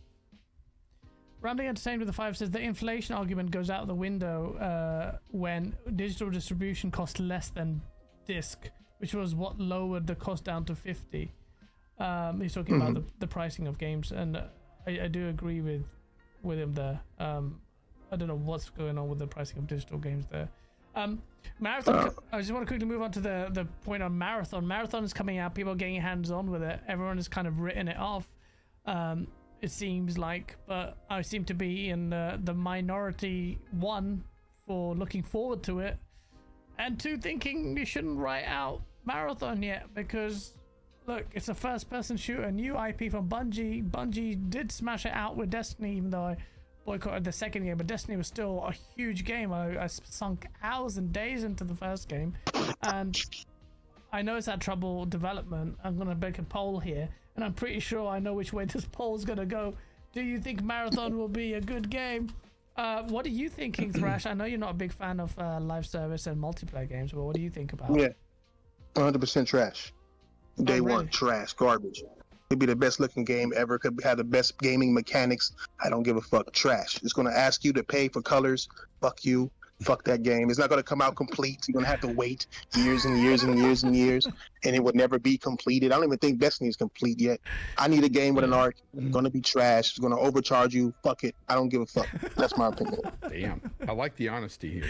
I like it. Shit, man. I've always, Gaz knows, bro. I've always said it. No, hey, a lot of PlayStation dudes would not be doing that. They would not. But Kingthrash is also the multiplayer. He hates multiplayer. For me, I think the game might not be that great, only because I won't say trash. I hope it's good for their sake, but Bungie is not the Bungie I loved before. All the founders are gone. A lot of the people that were there making the first Destiny are gone. All the guys that were there with Halo are gone. Like it's a different company. It's not the same Bungie. So I'm not looking forward to it, but I'm interested in seeing what it's about for sure. Yeah, Boba Fett in the chat asked a good question. How many extraction shooters do well? Let's be real. And really, even as someone who wants Marathon to be good, that's true. The odds are against it because they've had trouble. Like you said, a lot of their senior creative leads, they've gone. They've had soul crushing atmosphere they've been working on. A lot of people got about 15% of their workforce got absorbed into SIE generally. This was supposed to be their last hurrah in trying to maintain independence before Sony then just completely assimilates them. And that's the Bungie paid for still? Was that sorry? Marathon is Bungie paid for, right? It's just like it's not a Sony paid game. It's a Bungie game. It's an independent Bungie paid game. I don't know. I don't know what the reality of that that is. No, I think it's PlayStation. PlayStation's got to fund that. I don't know. I know Bungie. They took away. Didn't they take away that ownership with that clause that they had? Yeah, but they don't mean like. They probably already paid the budget. Like Bungie already had a budget for this. This game was already in development, like paid for by them. So it might have already. They just programmed it. And they already using their budget that they had from the billions that they got from Sony in the first place. I just don't think that would be. I just looked it up. So yeah, Sony paid $200 million for that budget. Oh, okay. So okay, well, and I was gonna say I'll be very surprised if Sony would be hands off, considering the dynamic between, for instance, Bungie actually vetting Naughty Dog's Factions game, canceling it, Sony then going ahead and doing that mass cancellations of a lot of their live service games, and we've had Hiroki Tsutoki say publicly last year that there would needed to be a lot more greater accountability by Bungie to Sony. So that's expressly what he said. So there's no way that Bungie would have been then also had their staff absorbed. There would be a massive assessment of what Bungie was doing, and there were multiple cancellations of projects, and that was through Sony's oversight. So I don't think you can park the two. They're pretty much one and the same. We're skirting around the. I think I think the reality of Bungie is that it's not really like this is the last lingering game of independence, and that might even get swiped away. But ultimately, after Marathon, don't expect a independent Bungie. I think that all that's gonna go. I think it's all gone into that. Yeah, it's either it's gone already and we're not seeing it, or it's gone. But we've had Jeff Keighley got hands-on with it. We have quite a few other influencers get hands-on with it, and I think we're supposed to expect some coverage on this game next week. And I know you guys are not massive multiplayer guys, but I'm really looking forward to it. I just want to see what they do. I play multiplayer games. I just don't like live service games that are like that. I just hate live service games. But I'll smack you in Call of Duty. I got to get out of here, Gaz. I got to set up my show, but it was nice talking to you, gentlemen. I will see you guys later. Peace out, man. Peace. All right, later. Yeah, so I don't know, man. For me, I love.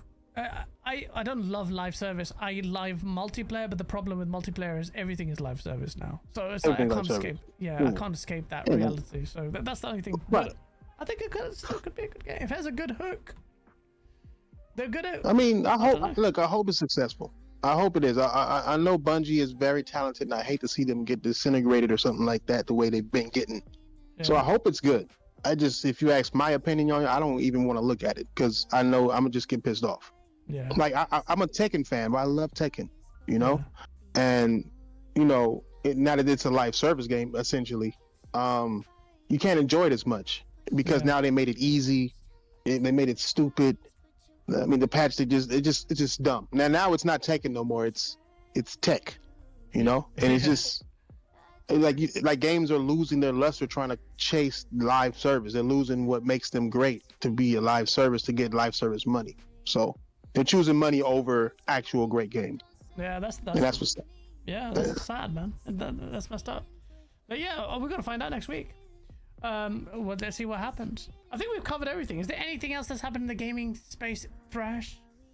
No, I mean, if it's your podcast, you ready to go, we can go. I was coming to talk about that PC. You saying that PC is the way, but we don't gotta talk about that, bro, because we know I'm a you give hate the PC. Points. I remember making a video of it, and you were just hating on PC. This was years ago. Yeah. It's not really that I hate PC. I believe PC doesn't exist. What does that mean? You guys have boxes that you create yourselves, and it's starting to show. Like, people are complaining about ports and saying, "Oh, it's a trash port. Oh, it's a trash port." Age-old problem, man. Come on, man. Upon paying attention to PC and starting to look at what PC and what it takes, it's not really the ports. It's really your system that you built yourself that you didn't build correctly.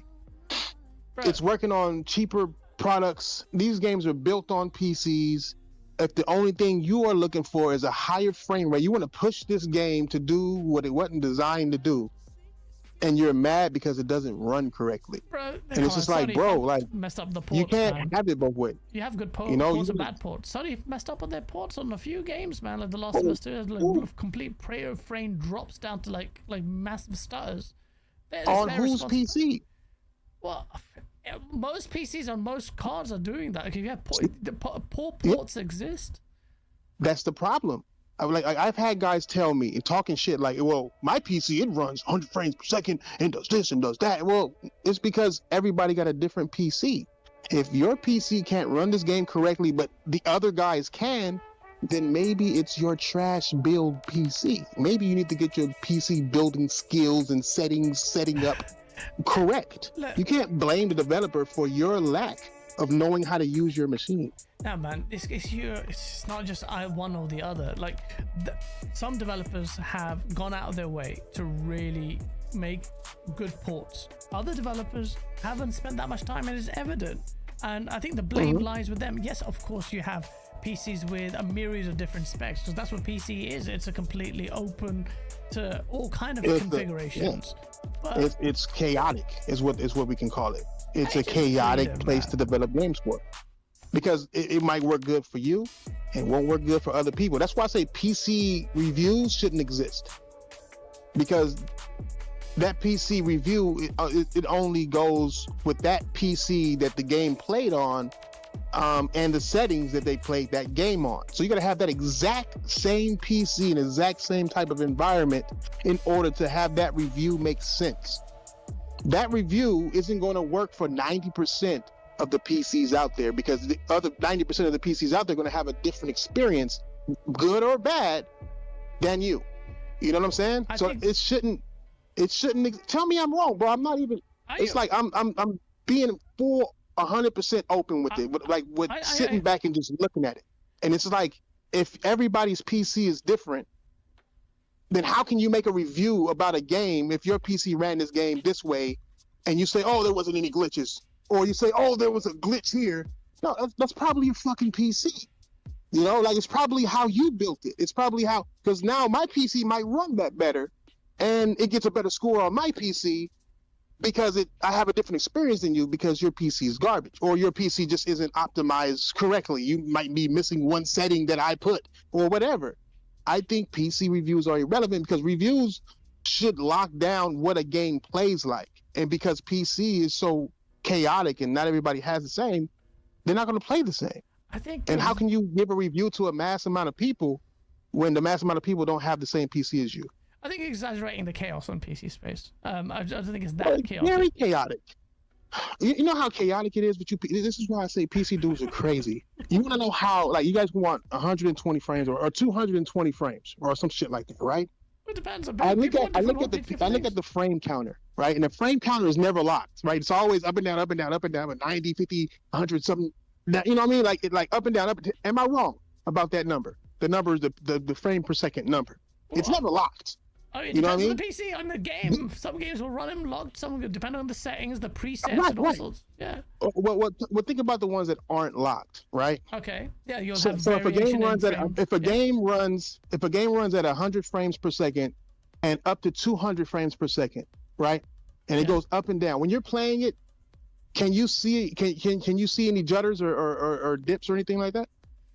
Typically, when a game that fluctuates quite a bit, I might not. It depends on the game. Like I might not feel the variation. It depends on the feel of the game. Like if it's a. No, I'm talking about vision. I'm talking about visually. You're asking me about a theoretical where the frame rate is dipping massively, and do I feel like if they're big jumps, then yes, sure. Some games that have very inconsistent. Or even rate. small ones. Okay, let's say a small jump. Let's say between 30 and 60 we can see it, right? So that's 30 frames. Yeah, that's a massive jump. Yeah. If in between 120 and 150, would you be able to see a difference? No, because there are diminishing returns on after 120 or even after 60, really. Why are there diminishing returns? Because of the ability of us to perceive higher frames, like exactly. We can't. People are fighting to see frames that they can't see. Where is this fight? And the proof that you can't see these frames is because you can't see the judder. Your computer is telling you, hey, this is going up and down, up and down, up and down, up and down, up and down. If it was 30 frames per second, we can see it, and so we will be able to see it. If it's between 30 and 60 and it was going up and down, we would be able to physically see that shit, right? But if it's up there in the hundreds and shit like that to where we physically can't see it, but people want it, but they physically can't fucking see it, bro. Yeah, but it's like, so it's like you physically can't see it, and proof that you can't see it is because it's going up and down, you can't see it. So that's proof that your eye is going beyond what you can see as a human being. Yeah, but no one cares about that shit. People are fighting for 200 frames. Yeah, like, why do we need to insert fake frames that we can't see in the first place? I mean, you know what I'm saying? No one needs to. Who's saying that? I don't understand. Is someone saying that? That's what PC do. That's what every PC guy that comes up, they say, "Oh, my game's running at 100 frames to 200 frames. It's better than PlayStation." And I'm like, "Well, mine run at 60 and it runs just fine. What do you mean it's better than PlayStation?" "Oh, well, mine's 100 frames." I'm like, "Bitch, you can't see 100 frames." Well, yeah, 120. Like they sold you on hardware that's delivering shit that you can't see. Not only that, they're selling you hardware that does nothing but trick your computer into believing that this many frames are on screen. Bro, you have one frame and your chip will insert 3 fake ass frames between the other next frame, the other real frame. So it's tricking your computer into believing that it's running these frames when in reality it's not. It's just being tricked into believing that it is, and you're paying $2,000 for this damn chip to trick your computer. Okay, that's and I just don't understand. Like 5090 centric of criticism, and it's very specific. Like, bro, look, on a PC at 2K or whatever it is, the 4090, you will run games like Cyberpunk like it'll be a night and day difference between a pro. Pro is not running path tracing on your pro. Like, but that's just one example of how that's you a leverage PS4 game. Why are we talking last generation games? Because that last gen game looks like a next gen game on PC. Okay, how is it running current gen games? Like which games? Give me. Like why with PC do we talk last generation shit all the time? Like, how about we talk about current gen shit? Okay, PS5 Pro was made to run amazing the current gen games, not last gen. That's old shit. Returnal's current gen. That was a PlayStation 5 exclusive. That looks incredible. Ask Blaze. The night and day difference. How is Wukong doing? Wukong looks fine on PlayStation. The fake frames that you're complaining about is what affects the PlayStation version. No. What do you mean? Wait. It uses FSR, whatever it's called. What does it use? That has fake frames No, it's in the frame Wukong. interpolation on 60 in this FPS mode. It used fake frames. The frame It interpolation. uses fake frames. Yeah, 30 to 60. I thought it uses PSSR. No, I'm talking about the look. Go on Black Myth Wukong's PlayStation performance. It's terrible. I mean, Okay. I know you don't like Digital Foundry, but Digital Foundry did a coverage on Black Myth Wukong and said it was terrible PS5 performance. Might pull up. Okay. It runs great to me, but to them it's terrible. Okay. Because it's fake frames, the same thing that you're complaining about. What do you mean fake frames? Like These I'm talking about fake frames that you cannot see. I didn't spend $2,000 for fake frames. Y'all spend $2,000 for fake frames. Look, That's what I'm saying. Like if it's Wukong and they're using fake frames and the game is going up to 60, then okay, I can physically see that. But if it's over 100 frames or over 60 frames, you physically can't see it. And so they're selling you to reach frames you can't see, and they're using fake frames for you to justify that price. Like Wukong on PlayStation 5 Pro ain't 120 frames per second. Fake frames or no fake frames. So Rambling Entertainment with the 5 says Wukong needs a frame gen to hit 60 FPS on PS5. That's fine. I can see it though. I need to. I can see. That's what I'm saying. Like that's what I said. The whole first part I was talking about how you can't see, and the proof that you can't see certain things is it's because it's so much jitter in it. If you can see it, you would see the jitter, but you don't see the jitter. But a lot of people did see the jitter on the no, Black you can Myth. see. I'm talking about the jitter in the frame rate counter. Like we're doing 50 frames here, or 100 frames here, 120 here, 200 there, 90 here, 87 there. Like it goes up and down, up and down, up and down, up and down, up and down, up and down throughout the entire experience. But you can't see it because your eye is seeing more than what you're already seeing the maximum frames that you can physically see. 60 frames is like the maximum frames that we can physically see. They use fake frame rate to get to those maximum frames. Then we can see the difference that it made. But when it comes to the 5090, they're going up to 200 frames, right? 250 frames to get a game to 250 frames. They're charging you extra money to get these fake frames just to reach a number that'll make you justify $2,000. Yeah, bro. Like I mean, you can't tell me.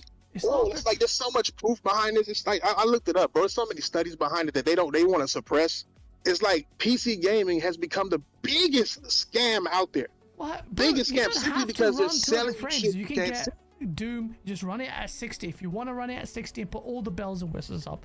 Best on graphics. That's what you should do.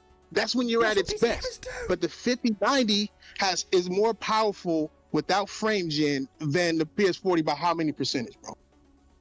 But you know, 5090 versus the 5%? The 4090. Like it's 5% stronger. Yeah. They want to charge you $2,000 for the shit. Yeah. More than the 4090 ever costed, and are giving you fake frames to reach a number you can't see. But Nvidia got lambasted for that, and that's why everyone rinses the 5090. Just I'm not saying that Nintendo's getting smacked too. I'm just saying that we don't see that same loudness with motherfucking PCs than we do on Nintendo. Bro, we see more people talk about Nintendo shit right now than we've ever seen somebody talk about a 5090, and it's 5090 bullshit. is one graphics card, bro. It's like it's not the next big machine from Nintendo. All graphic, if the graphics card sell points is based on 200 frames per second, even though it's using fake frames on top of it, it's like 200 frames per second automatically you can't see anyway. But then they're using fake frames to get there and using that as a selling point. Like Nintendo used games as a selling point. They are using things you can't see as a selling point. That's way worse than what Nintendo is doing. Because at least Nintendo is giving you games, right? For a fucked up price. But they're giving you games. They're selling you a chip for a fucked up price for frames that you cannot see. And it's so bad that they faked the frames to get a higher number and had the nerve to say it was 2 times stronger than the previous generation of cards. Bro, you've pigeonholed onto this NVIDIA 5090 series card so rawly and fake frames. NVIDIA is the god of PC chips. No, it's right. No, it's not. It's not. It's not the number one.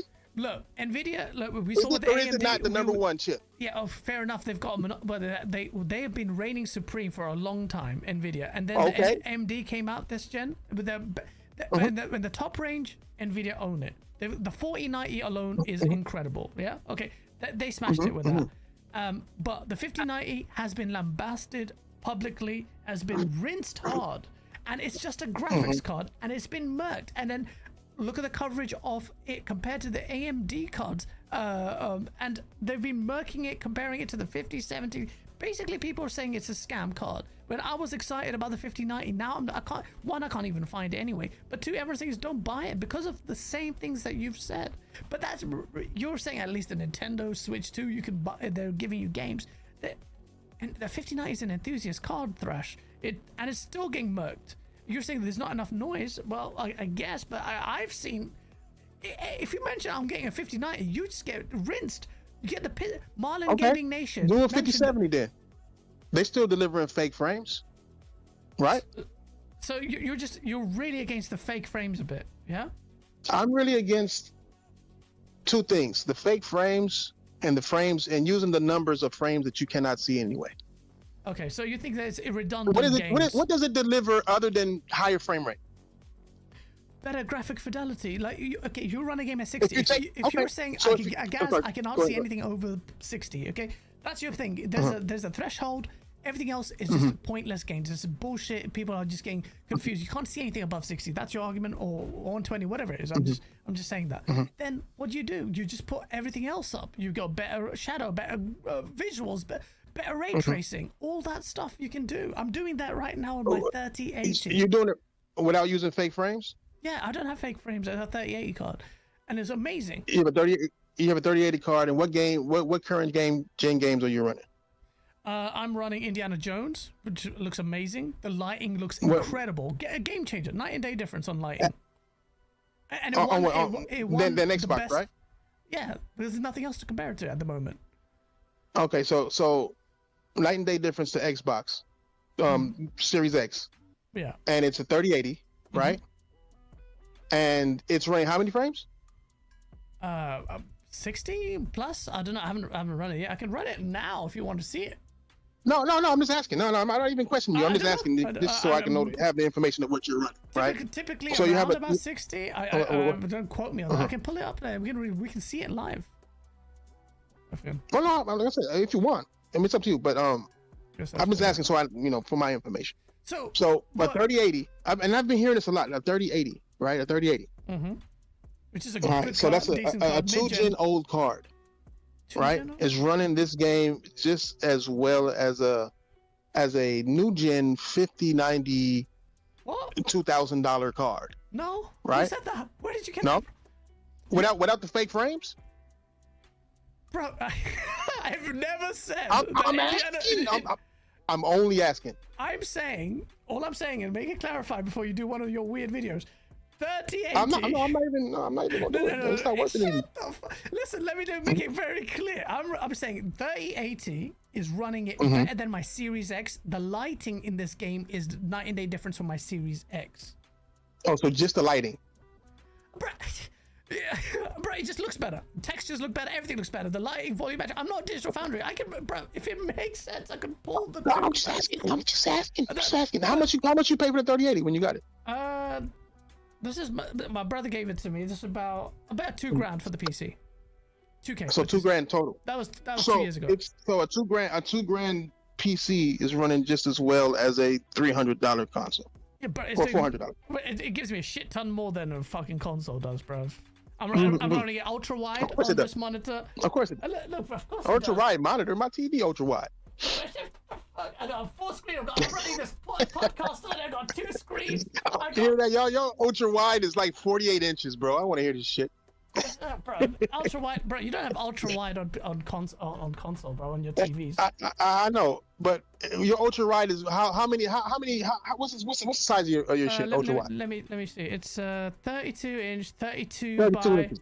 30, my shit is 72 inches. You can have your ultra wide, bro. Yeah, but ultra wide is better, man. Just nice. Well, it depends. I've got my OLED here. If you want to play on OLED, you can do it there. Bro, you got freedom on Yeah, stupid, bro. What do you mean, bro? PC. So you're mad at So PC? ultra wide. Well, educate me on this ultra wide thing. How much does the ultra wide monitor cost? I brought this a while ago. Not that much. It's not an OLED ultra wide. Those cost about $1,000.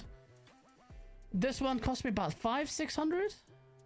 $600 for a 38-inch. God damn. What's the advantage? Like, why is it a good thing? And again, I'm just asking for my education, bro. I'm not even judging. I'm asking. Like, what's the? It's wide. What's the? So playing something like What's so good about it? So when I play first-person shooters, I can't really go back out of ultra wide. I'll be honest with you. The reason why I like it so much is because I like the greater field of vision. When I'm playing something like Doom and stressed out like that, or first-person shooters, because I'm a big first-person shooter player. Huh? Aren't there settings for that? For field of view? Yeah, but it's very different when you're playing on an ultra wide with a field of view. You not only do you have a wider field of view than your normal FOV, because which squeezes an image on a normal screen, but when you've got an ultra wide, naturally you've got an even greater field of vision. So you gotta basically turn your head, since you're sitting 2 inches away from the screen. You gotta like turn your head. No, that's why you get 32 instead of a 70-inch TV. Okay. Okay. So that's a PC thing then. So that's like it's the comfortability for you, since you're burning your fucking retinas, sitting next to a fucking TV screen that's you can feel the heat coming radiating off of it on your nose and shit. But so it's for a first-person shooter. So that's only good for a subset of games. Red Dead. I shared screenshots of it. Red Dead Redemption 2. It's like a canvas. I'm seeing in ultra wide. It is beautiful. And your PS5 Pro can't even run it at freaking 60, Blad. Talk about that, bro. Oh, it can. It can. It really can. Again, my console's that's last generation game. Like we can't control what they do on old shit. Yeah, why does PC let you control it, bro? We've moved on. We've moved on from that. You know what I'm saying? It's sold. You moved on, bro. But come on, bro. We've moved on. We're next gen, bro. Like y'all over here, you named like 6 last gen games. Like. To be a PC player, you gotta be stuck in the past. Red Dead is still you gotta enjoy old ass games again. You know one fascinating thing. Like you said, you have what's the name, right? Cyberpunk, right? Yeah. One of the greatest games ever created, right? Oh. I love I wouldn't say that. Cyberpunk. Shit, I would. I mean, the story. I love the story. One of the best stories ever put together I've seen. Okay. Right. Yeah, fair enough. You have it, right? Yeah. And you played it. You have it on your PC. I actually completed that on my Xbox Series X, and I'm gonna yeah. That's why I won the 5090. But so on PC you didn't, right? Yeah. Right. It's just a novelty on PC. No, right? It's not a novelty. So the peak experience would have been on PC, but I just bought a PC this December. So I missed out so on you the bought a path PC tracing. to test games. So actually, with Cyberpunk, I bought it with I had my 2070, which is the streaming PC that I had it, and I was running on ray tracing, and it was running at 40 frames. It wasn't ideal at the time. And then I moved to Xbox to complete it along with the DLC.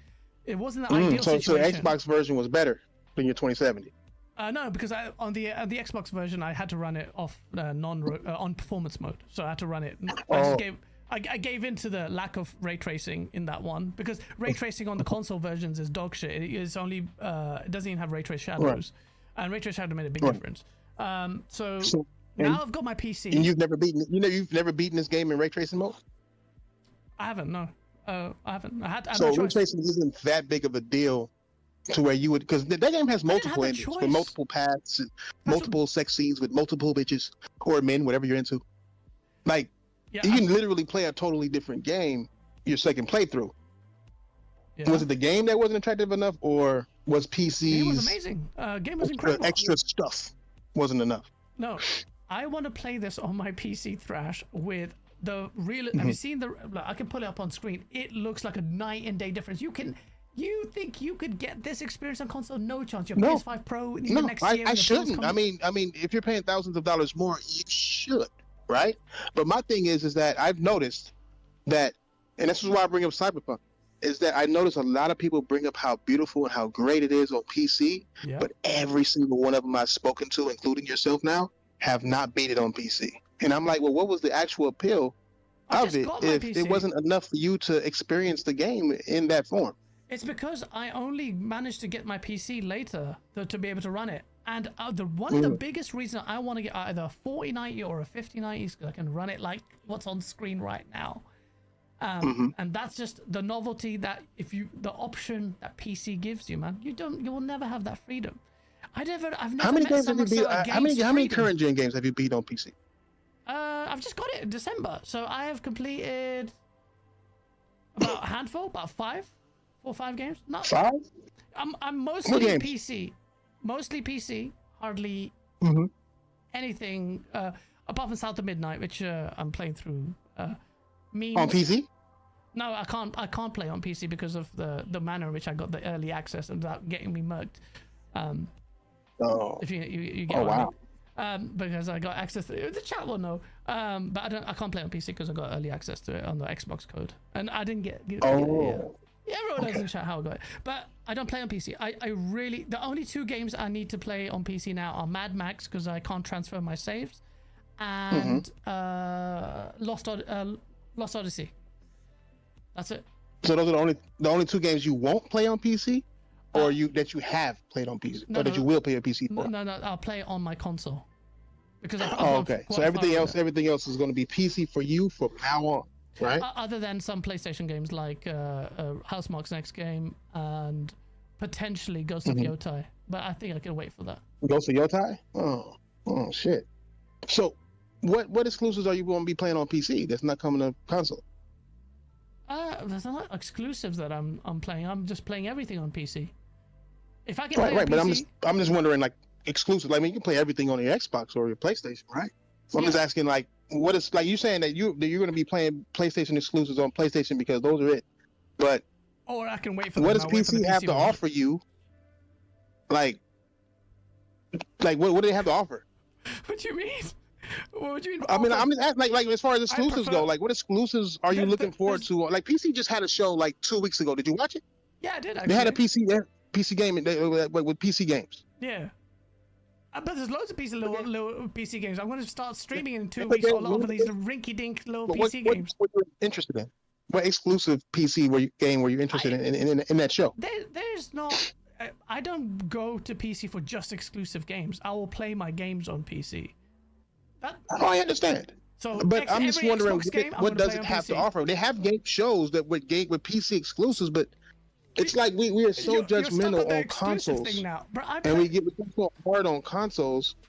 But consoles we don't. When it comes to PC, we pay more for PC. It has more features, so it has more things that it should be doing. Which is what it does. You guys don't judge it for what it brings. It brings like console games. You know, like you're more interested in the console games on PC than you are PC games on PC. Marathon's going to come out on PC day 1. Is that a console game? Day one. No, apparently it obviously isn't. It's a Bungie paid game. It obviously is on. It's on. You're going to play that on PC day 1, right? Yeah. That's going to be your goal. So, but that's not exclusive. What do you mean? That's my platform where I play my games. So I'm asking you, what exclusives? Like, does PC depend on whatever consoles are doing in order to be even relevant? What do you mean? There's no dependency. Either the developers release games out on those platforms, they don't. But there are plenty. They just had a show with only PC games. Right? Who cares? No PC gamer wants it or talks about these games. Yeah, sorry, my battery's running out. Here is that these games, they look like Switch games. Right. Like, you tripping. I'd be like, but this game on screen right now. So they want you to spend this much money on these chips and cards and shit like that. You got all these problems with drivers and all this shit, all these different parts and all this shit you got to do. And then they turn around and you see exclusive games look like Flower Boy and shit. You know what I'm saying? Like, just straight up, like, not trash, because I believe indie games are some of the best games out there, but just games that don't utilize the PC y'all build. That's a fair argument to say that, you know, PC should absolutely leverage more the power. Like, we should have more Crisis types games. Sure. Right. Exactly. But ultimately, Crisis struck fear Oh shit! into console gamers. It not really struck fear, but it was like, okay, without all jokes aside, Crisis was one of those of like, damn, bro, I might need to get a PC. Like, that shit look crazy. You know what I'm saying? Like, Yeah. it made PC seem like it was a better platform than it was. Straight up and down. It was one of those games that they built that can only run on PC. But now we got these chips costing so much fucking more. You got not only the chips, the parts around it too, costing so much more, and yet we have no game that utilizes a 4090 to its max potential, that utilizes a 5090 to its max potential, a 3090 to its max potential. You have to wait for old games to come, and then wait years for them to be old, and then wait for the chips to then, since they're a little bit more powerful, to then run them better. And it's just like, why aren't these chips cost more than everything else? Why are we so critical on consoles and console gaming, but then spend so much on PC, and then they don't make games for your fucking system at all? So, And then get mad at the ports. Like, oh, the ports are so lazy. No, fuck you. These developers are too lazy to make you a game to run for your system, to run for your chips. They used to do it. It was possible. Bad ports exist. It's on the developers to make sure that the ports run fine. No, it's on you. It's on you, PC dudes who need to upgrade your systems, who need to learn how to properly optimize your systems in order to make these games run properly. Because, like I said, for every guy who says that it runs trash on their system, there's another guy saying that it runs perfectly fine. And it's because y'all aren't building y'all PCs correctly. Y'all want them to build a game that runs on every single solitary PC properly, and that's just impossible. Bro, I don't know. You just making up your own arguments, Sam. I'm not, bro. I'm not even arguing, dog. I'm just fascinated by, like, this is why gaming is hurt. This is why PC dudes, I don't understand them, bro, because it's like, bro, they sit on their ass and say that they are great because they built their own PC and their PC does this, and that. But yes, every time it comes out there, you can't even run Red Dead at 60. Shut your ass, man. What the fuck's wrong with you? I don't care to run Red Dead at 60. I care if Red Dead is a great game. Yeah, See, that's the difference. Like, y'all care about what your fucking systems do because y'all build them and think that you're something, but then you build them badly optimized when a game come out that don't work well on it. What? And then it's like, so when you do have those old ass games that y'all got to keep mentioning that do run well on it because they're old games and you just paid for nothing but hardware and no game is made for the shit, then it's like what are you talking about? Like I seen people talk shit about Sorrow, see people talk shit about God of War, seen people talk shit about Ghost of Yote. PC dudes, oh, it's trash. Look at this fucking trash. Oh, it's garbage. They say all this shit. But got a PC. Can you say that, man? You make so many videos. What are you complaining about? You do the same thing. What are you? You gonna say that I hate PC, and I'm like, I don't hate you PC. Hate PC with a passion. At least admit it. Lie so much about gaming to fit in with consoles. You guys are trying to fit in with consoles so fucking bad, bro. Fit in? What does that even mean? Like, what do you mean fit in? He's calling me a Sony fanboy when I'm over here looking at an Xbox, PlayStation, Nintendo, and a PC right now. You know what I'm saying? But I'm a PlayStation fanboy because what I'm saying they don't agree with, and they believe, because that's what I guess the census have told people, that if I say something that it's true that you can't refute, the best way out of that conversation is to call me a fanboy. And it's like, fanboy of what? I'm a fan of gaming. Yeah. I'll take that. But it's like, when I look at PC, bro, you have a massive hate erection for PC, man. PC guys are the only ones console warring right now. Tell me, yes or no? That's not true. Yes or no? That's not true. You're saying PC guys are the only ones console warring right now? Yes. That's Hell yes. Unequivocally false. Who's console warring still? Who's still console warring? You, Xbox me, is going, bro. Xbox guys, PlayStation guys. I'll go on your wall right now. There'll be console warring tweets. Where, bro? Look, you think those are console war? What am I saying? You should redefine what console war. Come on, man. What are we doing here, bro? No. It's already being redefined. Console war used to be between consoles. Used to be between two companies. When it was Sega and Nintendo, it wasn't Nintendo fans talking shit to Sega fans. It was Nintendo fans saying, "Hey, bring your Sega over so we can play them all." It was really Sega versus Nintendo, not true. I fought that console war with my neighbor, who happened to be American, by the way, and he had a Nintendo. I had a Sega, and we were console warring from that time. And I still remember. Huh? You didn't bring your Sega to this nigga house? We did. Actually, we swapped at one point. Exactly, bro. That's not. But that's we still the real console we war. That's the real console war. Yeah, but it wasn't about. It wasn't about like now. Do you think that's what it is now? Now people are saying, "Don't buy an Xbox. Don't buy a PlayStation." I see motherfuckers saying PlayStation's gonna die. Xbox. We've been doing that for years.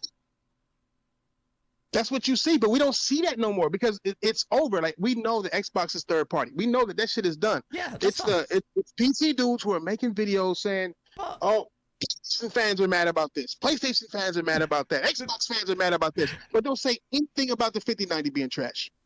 You know? Who are you talking about? PC fans. Your good friend Alex. Oh no, it's Alex has done all those things. I'm talking about. I don't even. People say he's not even an Xbox. I mean, a PC guy. I'm talking about PC dudes, just period. I'm not even talking about Alex. You have to get us off your chest. I'm not talking about no fucking Alex. I'm even thinking about Alex. I'm thinking about what I see everywhere. Everywhere. Like, you haven't seen a PC guy talk about a PC game yet. Name one. There's loads of people talking about a PC game. Like, even Black Mesa Half-Life, I just saw earlier, people were excited about it. Even the rinky-dinky games. Half-Life is a fantastic game. Still is. But what PC games do you hear PC gamers talking about? Bro, why are you thinking of PC like a console box? Fanboy. The main one, they're the biggest fanboys of PC, but want to call people fanboys. And I just find it fascinating. Like, so you're not a fan of PC? You're not a fan of whatever chip you buy, my nigga? Like, you're paying thousands of dollars. You damn well be a fucking fan of it if you're spending that much money. He just wants to make the game those run motherfuckers good. right there who are still trying to argue about PlayStation versus Xbox. This just is what it is. The only stragglers left that are talking about console war that are Xbox or PlayStation are niggas who ain't really gamers like that. Because real gamers know it's over. Like, real gamers know this console. We've been through it already. We've seen what it looks like for a console war to be over, have we not? We know what it looked like. So these dudes right here, they gotta maintain their channels and shit. I mean, if you want to call those dudes gamers, fine. But I don't call them gamers. If you still can't admit what's going on with Xbox lost. It's not a console war term for me to say that at this point. It has lost the console war. Yes. Right? They're 100%. The console war is over. 100%. But to be still, the console war is still going. Because they wanted to keep going. That was their form of attention. That's the only way they can get attention, because if you take the console war out of the conversation that PC guys have, what do they have to talk about? Games. What games are they talking about? Every freaking game that we all play, bro. PC has games. They may not be exclusive. Okay, help me out. Is it console games? Bro, why are you defining as console games? If a game comes out on PC and on a console at the same time, what is that? Okay, yes. The same games that they complain about, right? That's why PC was never in the console war conversation in the first place. That's why real PC guys don't really talk about shit, because they know that they're playing everything. That's why I asked you, when's the last time have you seen a PC channel actually talk about PC games as its main feature? This console war been over since what? Last year? Many channels, 2 years ago? But you might not know that there's so many. But Path of Exile, do you think that's a console game? That's a big game. No, it's a PC game. People talk about that all the time. People are like, I'm playing Fragpunk. That's a freaking PC game. That's not even out on consoles. People talk about that. Valorant, Counter-Strike. There's so many games, man. But what you're saying... But they ain't talking about. Bro, you are in such a time... Bro, we are on the crumb side of the console war stuff. And the remnants of it. Because it's all dead. It's gone, right? It's gone. I'm saying that there are people out there still trying to maintain that shit. Yeah, but it's because it's fun. We're all doing it. Guys. I'm not saying that all PC guys ain't. I'm saying that the people who are maintaining the console war are PC guys, people who aren't even in consoles. Rambling Entertain says Helldiver 2 is PC exclusive when PlayStation Network is down. That's dumb too. These fools thought that it sold more on PC and that would have mattered in the first place. Like, oh, Hellblade 2 sold more on PC. Okay, like, I don't understand what's your issue, bro? Like, if it did or didn't, even though Sony said that it didn't, but if you guys want to say that it did fine. I don't understand the problem. Sony, you're still paying Sony. Who's the fanboy? You celebrating giving Sony money? But you got to celebrate giving Microsoft bro. money. Like I said, these dudes want to continue the console war and they don't exist. That's why I'm not saying I hate PC. I will never play PC because I think it's too expensive. I just don't understand PC fanboys and the toxic shit that they fucking brought to the gaming space and nothing else. Me and you cannot talk about toxicity. They just want to continue to they just continue to talk about the console war, but say the console war is bad. Say people are idiots. You're console warring, but you're the only one console war. We are like all platform warring, whatever it is. Like, we all do it. Me, you especially. We are in the front lines of this shit. Fair enough if it's ended, but we do console war. Oh, what console war video up with that? Platform wars, whatever it is. Like, we're still arguing, debating, joking about, making memes about this stuff. Well, that's not console warring. That's laughing about gaming and the shit that's going on. Console warring is. So why you have this like defined? This is trash. Like, this is trash. I haven't played it. This is trash. Or this is going to be trash because it's on PlayStation. And then turn around and beg for it to be on Xbox. Or this game is better. This game is better. This game is better. This game is worse. This game is trash simply because it's on PlayStation. You know what I'm saying? Like, that era's gone already, bro. Come on, man. Like it's not gone. On all platforms now. Nothing gone, man. We're still talking about this shit. Like, we talking about consoles. I mean, like, we just had a conversation about Nintendo, right? There wasn't console war conversation. That was saying Nintendo fucking up, right? And they are. That's not nobody making nothing up. That's not nobody lying about something. That's not somebody bringing up a fucking executive name or no bullshit. That's literally like, hey, as gamers and gaming customers, we looking at this shit like $90 is a little bit too motherfucking much. It's not gonna make it. You know what I mean? It's like and it shouldn't make it. We hope it ain't gonna, but we also know, since there are fans of Nintendo, that those fuckers are gonna fucking buy it anyway.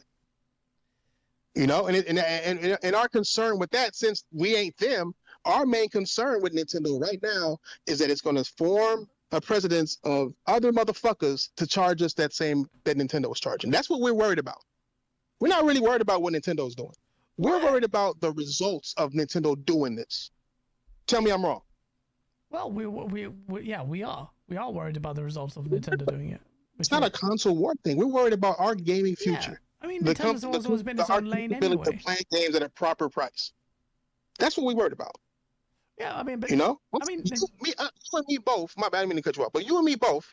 We just said how Donkey Kong probably make us buy a motherfucking Nintendo Switch because we love games and that shit looks fucking fantastic, no matter what people say, right? Yeah. And it's not like, oh, it's trash. It's cost too much. Fucking Nintendo. That shit looks trash. We ain't gonna say no shit like that about no. Yeah, but people are doing that. Portrock's doing it. Other people are doing it. They're doing it online. They're making fun of it. So Portrock's saying, "Oh, look, Nintendo Switch. You couldn't even run Ratchet and Clank Rift Apart." Like, people are doing it. Yeah. People are idiots. That's what I'm saying. People who are not gamers. People who are in it for the attention. So you're seeing the PlayStation guys saying that? I mean, it's a fucking Nintendo Switch handheld. Why do I expect it to be a PlayStation 5 Pro? Why do I expect it to be a Steam Deck? Why do I expect it to be all? It's a fucking Nintendo. That's what it is. Nintendo has always been Nintendo. This is no change. No. You know what I mean? Like, it's either people who are new to the gaming space that want to say stupid shit for attention, or people who just want to say stupid shit for attention. Bro, Thrash, I don't get this about you. You and I will swim and wade in the waters of this shit like madly. But for some reason, you feel like you've been slighted when... And you pretend you don't do it. We all do this shit. Do what? I've always criticized Microsoft for what's going on with Microsoft. Always. And I've always talked my shit about trash games that I felt were trash. I've always also gave props to games I don't like that I know aren't trash. You know what I'm saying? I don't like Halo like that, but I know it's not trash. I hate Minecraft with a full-on passion. You understand me? I will slap my kids if they ask me to download it. Like, for real. Like, I choke the fuck out of my head. What about the Falls and the Volcano? I would never say Minecraft is a trash game because I know it's not. It's just not my cup of tea. We're gonna have to agree to disagree there. The time when I really got egregious with Xbox. Everything I've been saying about Xbox came true. So tell me how was I egregious and y'all wasn't? All right, Forza Horizon and the volcano thing. Okay. Yeah. Okay. Well, how was that? How was that anywhere close to console war? Bro, you fact, made a mountain in that video. Oh, my bad. Go ahead. Say your point. I'm sorry. Go ahead. You made a mountain out of a molehill on the volcano. You were worried about the volcanoing of a fucking arcade racer that is Forza Horizon. Yes. What's the value? I will. I said that I think that's the biggest misstep that they did. The fact that I can't jump over a fucking volcano in an arcade racer. And if you're gonna tell me that wouldn't be awesome to jump over a fucking volcano, I'm gonna look at you sideways, guys. Bro, that was a game statement, bro. But also in that video that people don't want to talk about is I said that Forza Horizon 5 is a great game. Not only that, I said do not rent it. Don't get it on Game Pass. Buy this game and support the fucking developers. Nobody want to talk about that segment, right? Because y'all too busy thinking that I'm console warring by saying what I believe was a misstep. Shame in it. Are you ashamed of console warring? I'm not, bro. I've never console warred, bro. I've always tried to save Xbox, my nigga. Every time, my brother. I'm sorry, y'all scared of that word when I'm here, but I've always fought for Xbox. Always. I've been telling people what's going to happen to Xbox since Phil Spencer. One of my first videos based on Xbox and Xbox Focus was Bill Spencer needs to be fired immediately. And this was 8 years ago. This was when, like, 2 years after he became boss. And I've been saying it since. Because I'm like, bro, I've been in business for a long time, so I kind of know. I know what these niggas There's no shame in console warring, man. It's like a side hobby. It's like a side. Like, we're just making it's banter. It's jokes. It's fun. Like, why are you ashamed about it? It is until it ain't. It's not fun to see Xbox die. It's not. But look, there's a organic hole in the gaming space right now until somebody come and fill it. Okay. And the sad part about it is that I feel like anybody who fills it's going to be worse than Microsoft. Sure, but fair enough. That's a sad reality of it. But a competitor didn't step up to the plate, and we can shed tears about it. But it is what it is. There will be. Most likely there'll be Steam. There will be. There will be somebody come in. Apple. Somebody will know what the fuck they're doing. Just like Microsoft didn't know what the fuck they were doing.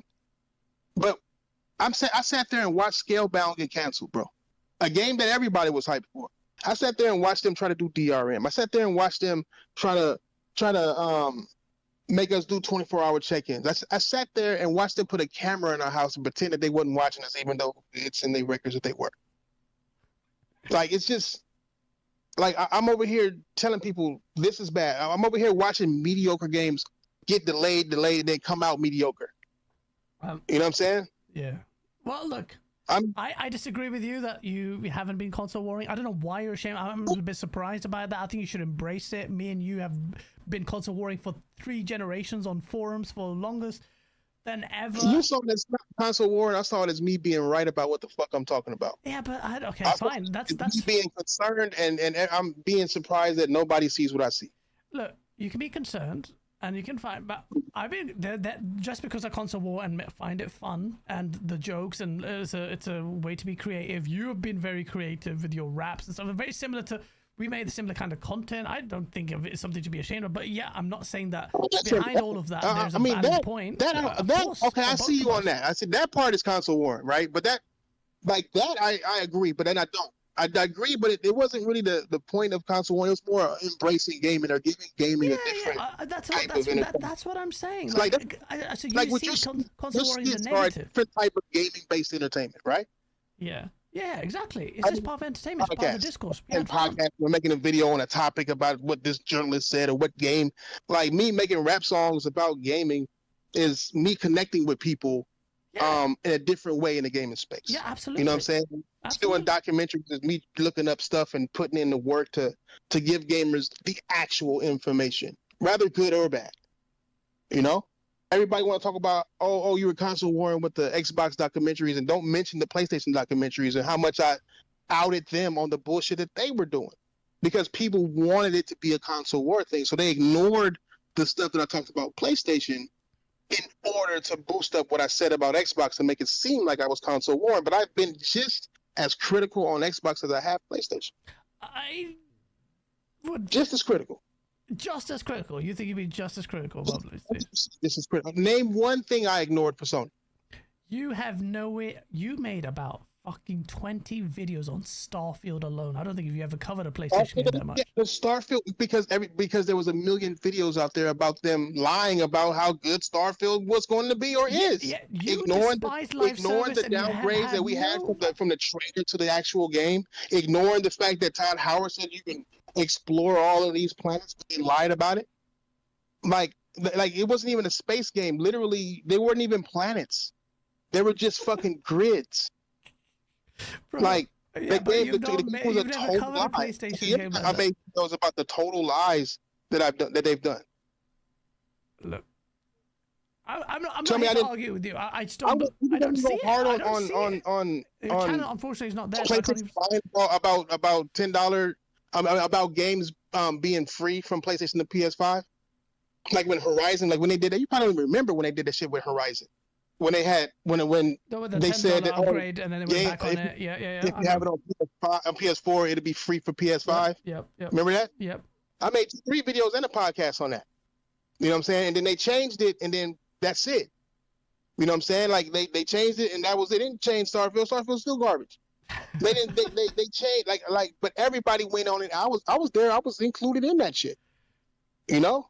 So it's like every time Sony did something wrong, I made videos on it. I'm the one that said Sony started the whole games as a service bullshit. Started the whole Game Pass bullshit. Like how that Game Pass is structured and shit. Sony did that shit first with Station Pass.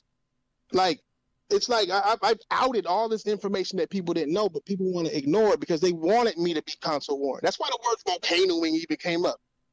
You know, they wanted it to be a console war thing. And it's like, it's not a console war thing, bro. You should be able to jump over a fucking volcano. Why can't you? Why do you have a racer with no nitrous in it? Why do you have an arcade? What arcade racer don't have fucking nitrous in it? You can't tell me that these aren't arguments that ain't like worth talking about, bro. Or just arguments, just a console war. That's literally gamer shit. Like, this game would be 10 times better if it had nitrous. It'd be 10 times better if you could jump over the fucking volcano. It'd be 10 times better if you could do a lot of things that I mentioned. But it was also great, and I also mentioned those great things, the details about how when you run over the bushes will actually deform when you run over them. And nobody wants to talk about the good details I point out for the game, because that dispels the console war side of what argument that what people want me to have or be or whatever the fuck. No. So it's like, that's what you remember. You remember volcanoing, but you don't remember me recommending that people buy this game and support the motherfucking developers. I don't. I'll be honest with you. All I remember is the volcanoing. I was like, why would someone go through such extent, such length? Exactly. It wasn't that big of an extent. I just said you should be able to jump over the volcano. I thought that you were going to be able to jump over the volcano, to be honest. It's fucking shaped like a ramp. You understand what I'm saying? Like, I just think you should be able to that, but that was the opinion of mine. But there was so much great about Forza Horizon 5 that I mentioned that nobody mentioned, bro. Because it goes against the narrative that they want to paint me as. That's why everybody says that I'm this bad guy. It's people out there who want me to be that bad guy. But it's like, I'm not. I'm just a fucking gamer who wants the best out of gaming. I wanted Microsoft to be at its best. It doesn't help Microsoft to pretend or ignore the bad shit that they was doing. It's clear that Sony put out way better games than Xbox has. You can't sit there and tell me that they're competing with each other if you're not going to compete. You can't sit there and judge everything that, oh, God of War doesn't do this or they do that, do this, but then ignore when Halo looks the way it does, plays the way it does, lost a heart the way it did. Halo was the biggest failure that I've ever seen from a game that was set atop gaming space. That's like the biggest massively. So it's like, yeah, fuck the console war was never really about that. It was more about, come on, man, trying to win that, bro, because we need to be more vocal. How many videos did you see me put out about how vocal we were on the launch of the Xbox One? How many videos you see me criticize anybody? None. Because we actually stood up on business. We stood up and we fought for what we felt was right in the gaming space, and we won. And the fact that we didn't continue to use that over console war bullshit is the reason why Xbox died today. That's the reason. They launched with no fucking titles, bro. That's like the biggest gaming sin of all. Yeah. To launch with no fucking titles. I remember when the Nintendo 64 launched with 2 games and people lost their shit.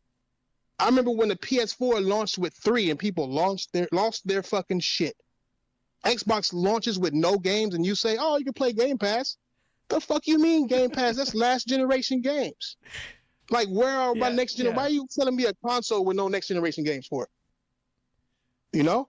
Yeah. Like, it's just that type of shit. That's what pissed me off, because it's like, bro, why are y'all allowing them to destroy themselves?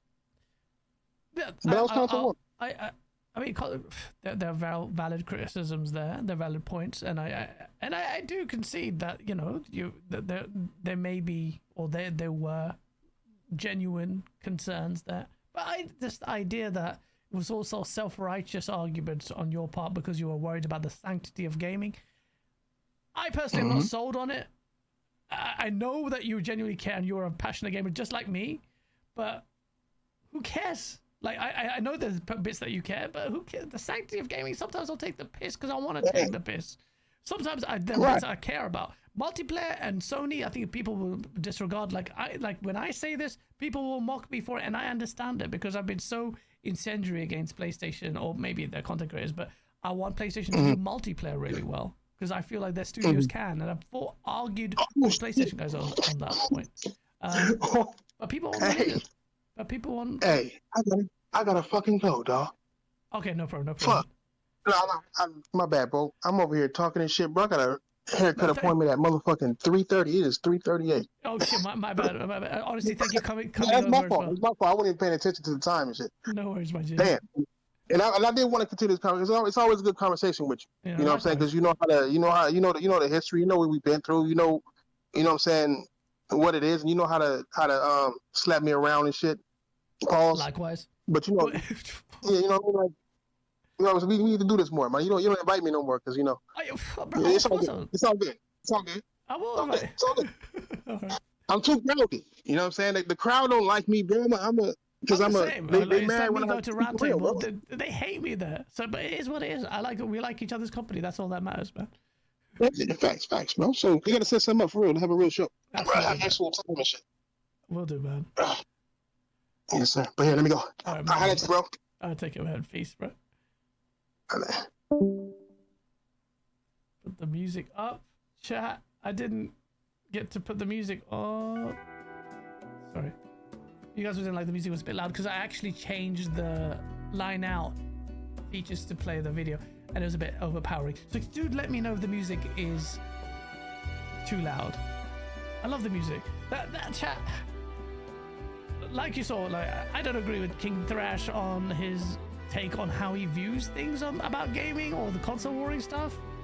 The console wars, console war, but for me it's an entertainment, it's like art form, it's a part of rivalry, it's so intrinsically linked to our conversation about gaming, the way I've grown up. But chat, you did not make it easy for me because you guys are just gunning him, just like they gun me on his screen. I go on his podcast, they're just rinsing me dry, so it is what it is. But these super chats, you guys are brutal.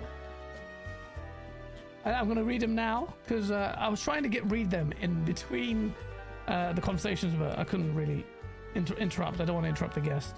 Rambling Entertainment with the $2 super chat. What was Final Fantasy 16's excuse at 24 FPS on PS5? I wanted to say that so bad because we were talking about bad ports.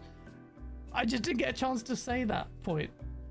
But apparently, whose fault is that? It's not the devs. It's PC's fault.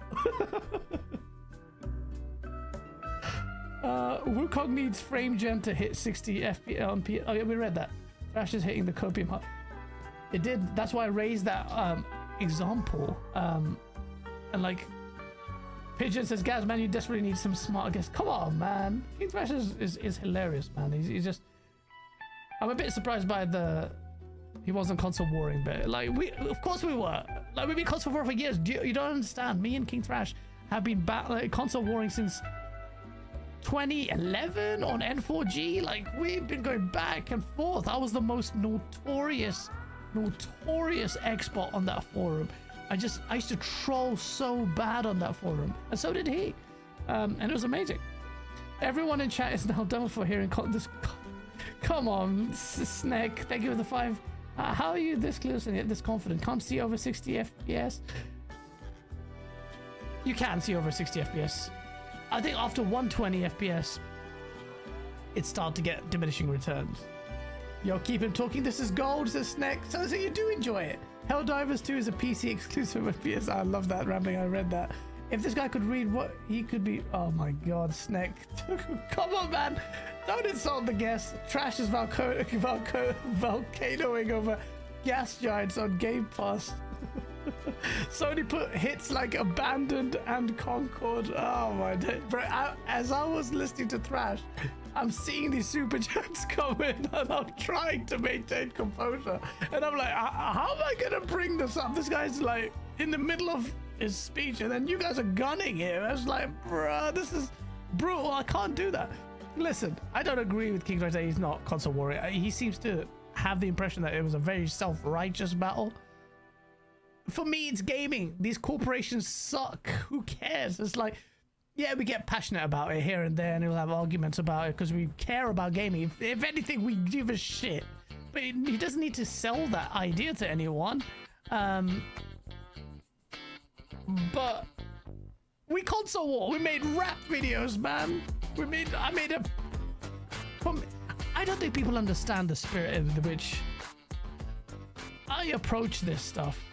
Like, people think that, you know, the All Hail Phil Spencer song? Obviously, it's a parody. It's a parody of me. All Hail Phil Spencer. All Hail Phil Spencer. Like, the guy's a freaking guy, just a man. What's wrong with you? Or me having a freaking straight jacket. I have a literal straight jacket on, man. Like, you still don't understand the spirit of what's going on. And people take it so seriously. It's like, I'll show you. And Solid Rev knows who this guy is. I was inspired by this guy. His name is El Presador. He was hilarious. This guy made a. I'm trying to put up the footage of him where he was just worshipping the PlayStation. El Presador PlayStation. He was hilarious. He used to wind people up so much, even though it was fucking joke. Like, it was like, this guy. Let me play it. I want to clarify the air right now. You make no mistake, Sony ponies. You lost last generation to the beast known as the Xbox 360. Make no mistake. In fact, the only reason Sony was relevant on YouTube, on this green earth that I built, was because of what I did. With the miraculous work that I did with the Trade Brotherhood. When I assembled a group of people that came online and put Sony relevant, and everyone made it to believe that it was the more stable and better system. That's the only reason Sony has been relevant in this console war. And so really the only reason Sony is relevant to gaming today is because of the work I done from 2008 to 2010 with the fucking Trade Brother. That's the only reason Sony has brought out the PS4. But make no mistake about it, Xbox. Weebles it was? Yes, Weebles. This generation is over before it even started. And that's how bad the Xbox One launch was that the PS4 won. But this guy's hilarious. But people took it seriously. And then people don't understand the spirit. Obviously, there's actual genuine beefs that happen because you argue with people. So I've made, and I am making, and will make videos murking people like Icon Era, like your J-Dubs, like all of these people, because sometimes they go too far, or they'll make silly points, or they add homonyms or whatever, or celebrating with this and that. And that's what happens. But it's jokes, it's gaming, it's freaking video games. So I don't have that self-righteous attitude about this stuff. It's like jokes, man. Lutron, enjoy, man. Watching getting destroyed in COD was hilarious. And Leon knows who he is, bro. But yeah, chat, man, it was brilliant. If you're on the Discord, you can come in and chat and have a chat. What's up, Epic Treasure? Good to see you. Guys, have Epic Treasure for your next stream, because God knows where you need a palate cleanser after that one. God, the Wazabake is a savage. What game were you showing? What do you mean? I wasn't showing a game. That's El Presador.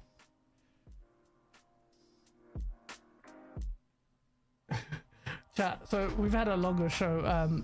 I saw them in the waiting room and I invited. I had a more structured show, but I had to let my guests in. I just wanted to have a chat with them anyway. I think at the end of it, it was quite entertaining. The Kingthrash stuff may not be for everyone's taste, but I found it perplexing, intriguing, and I like talking to the guy, man. And I know me talking on his show, his audience despises me. Just like I think here, they may not vibe with him.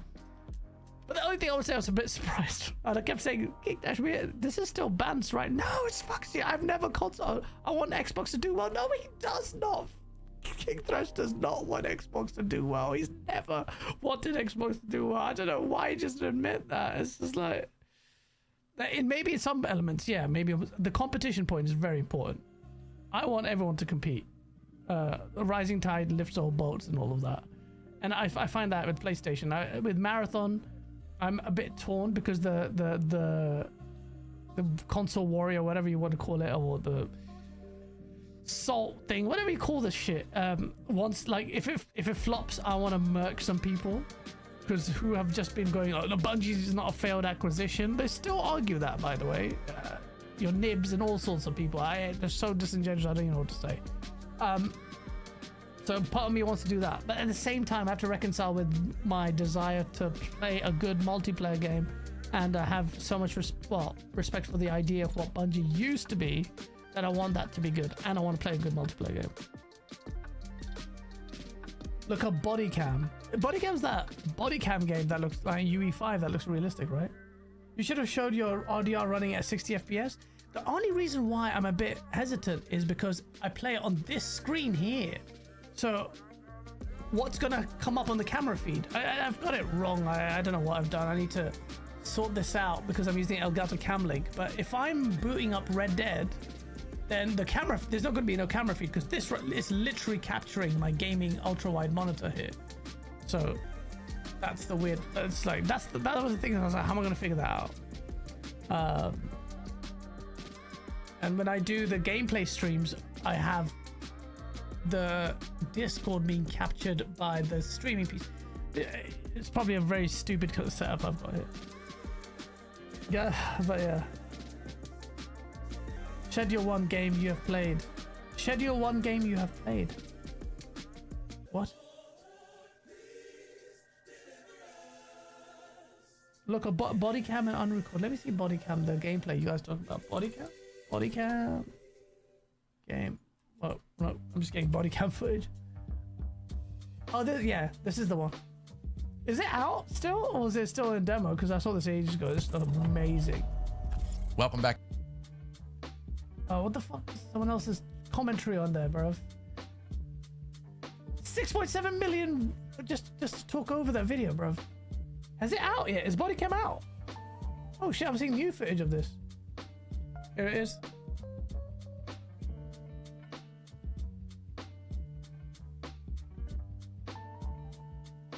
It's on early access? Oh, download it now.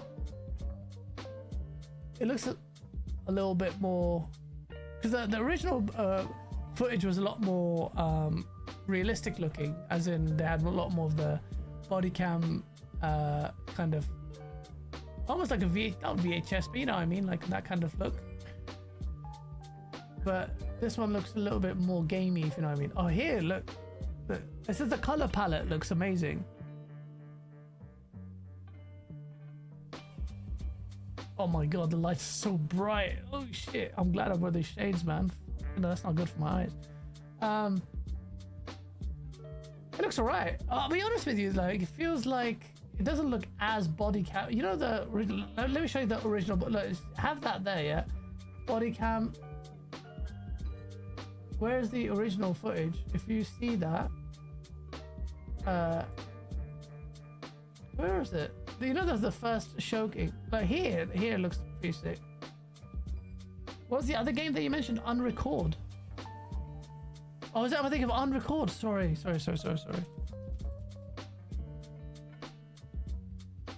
Wait, am I thinking of unrecord? Oh yeah, this was it. This is it. Yeah. Sorry. Thank you, chat. Who said that? Snack got it right. Look, here it is. Look, the way the lighting works there. This looks real, man.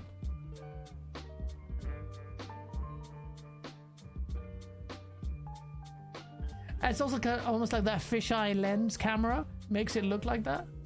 Shit, man, what the hell? Is this out? Is unrecord out?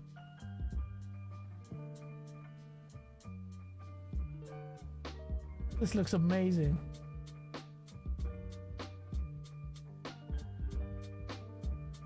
See, I like that. You see that feature there? Where, here, you can see how many bullets you have.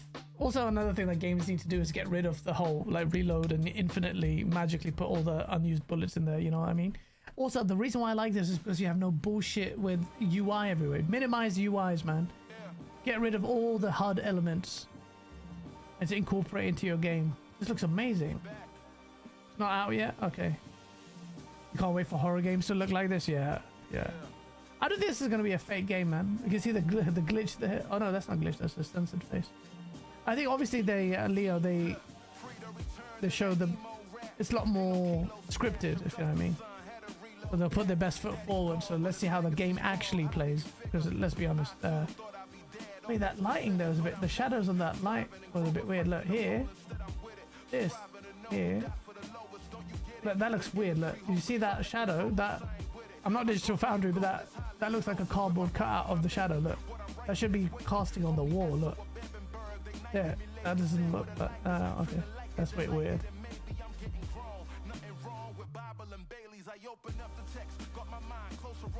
Helldivers do a decent job, but third person makes you lose the immersion. I think it's with Helldivers too. Yeah, I wanted a little bit more.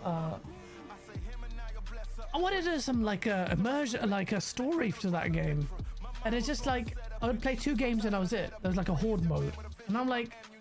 The PlayStation guys loved it, and PC guys really loved it as well. And I just like, there's potential there, almost like a Space Marines 2 kind of campaign. Would have done massive wonders, like epic scale, but something more curated, like big events that happen. And I love the setting about it, but I don't know. Maybe they will do that. I think there's a lot of potential with that. But I would play 2 games of Helldivers 2 and just be like, all right. I couldn't play more than 2 games and be interested. Like, it was fun, and then stop. I wouldn't be interested in it anymore. I found that weird. It was really good. Hi, Daddy. I want to play a game. Oh, so, chat. 2 more weeks. I'll get my house back. I want to do gameplay streams. And a lot more gameplay footage content. That's why I made the channel, basically, to me play more games. Obviously, last year's whole housework stuff really messed the plans up. What the frick is this baby crying in my ears, bruv?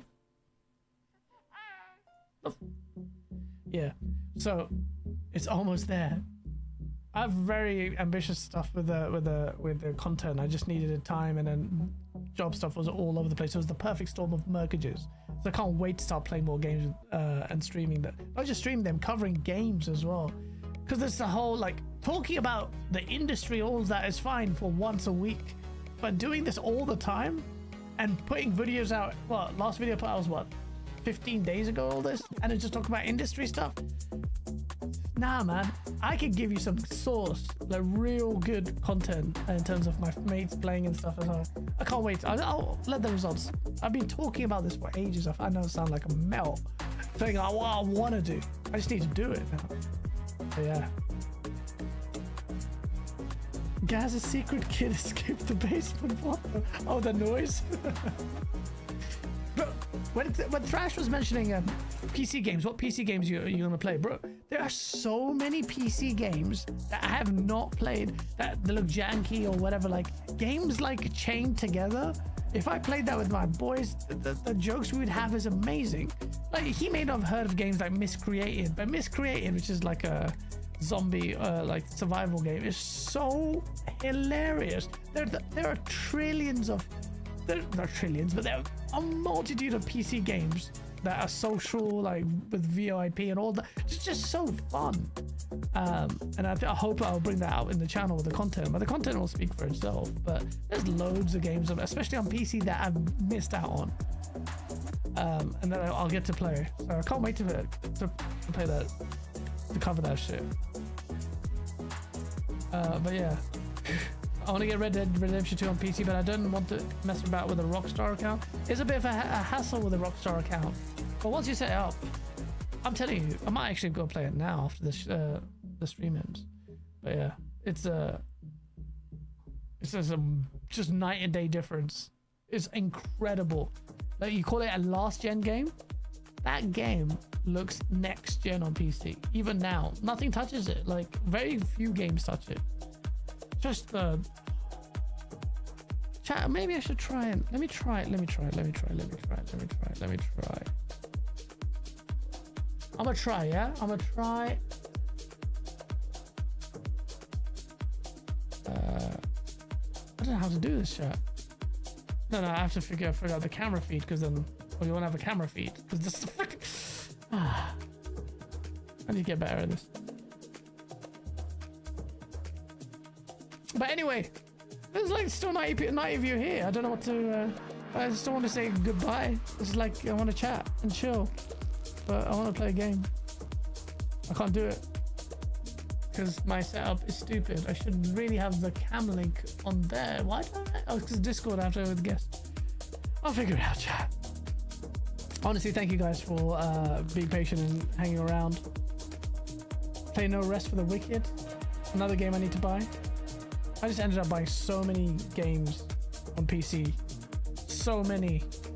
It just ended up, when I got on PC, I bought so many games. And I have to play all of them. But yeah, thank you so much, everyone. Thank you. Smash that like button if you enjoyed the chat.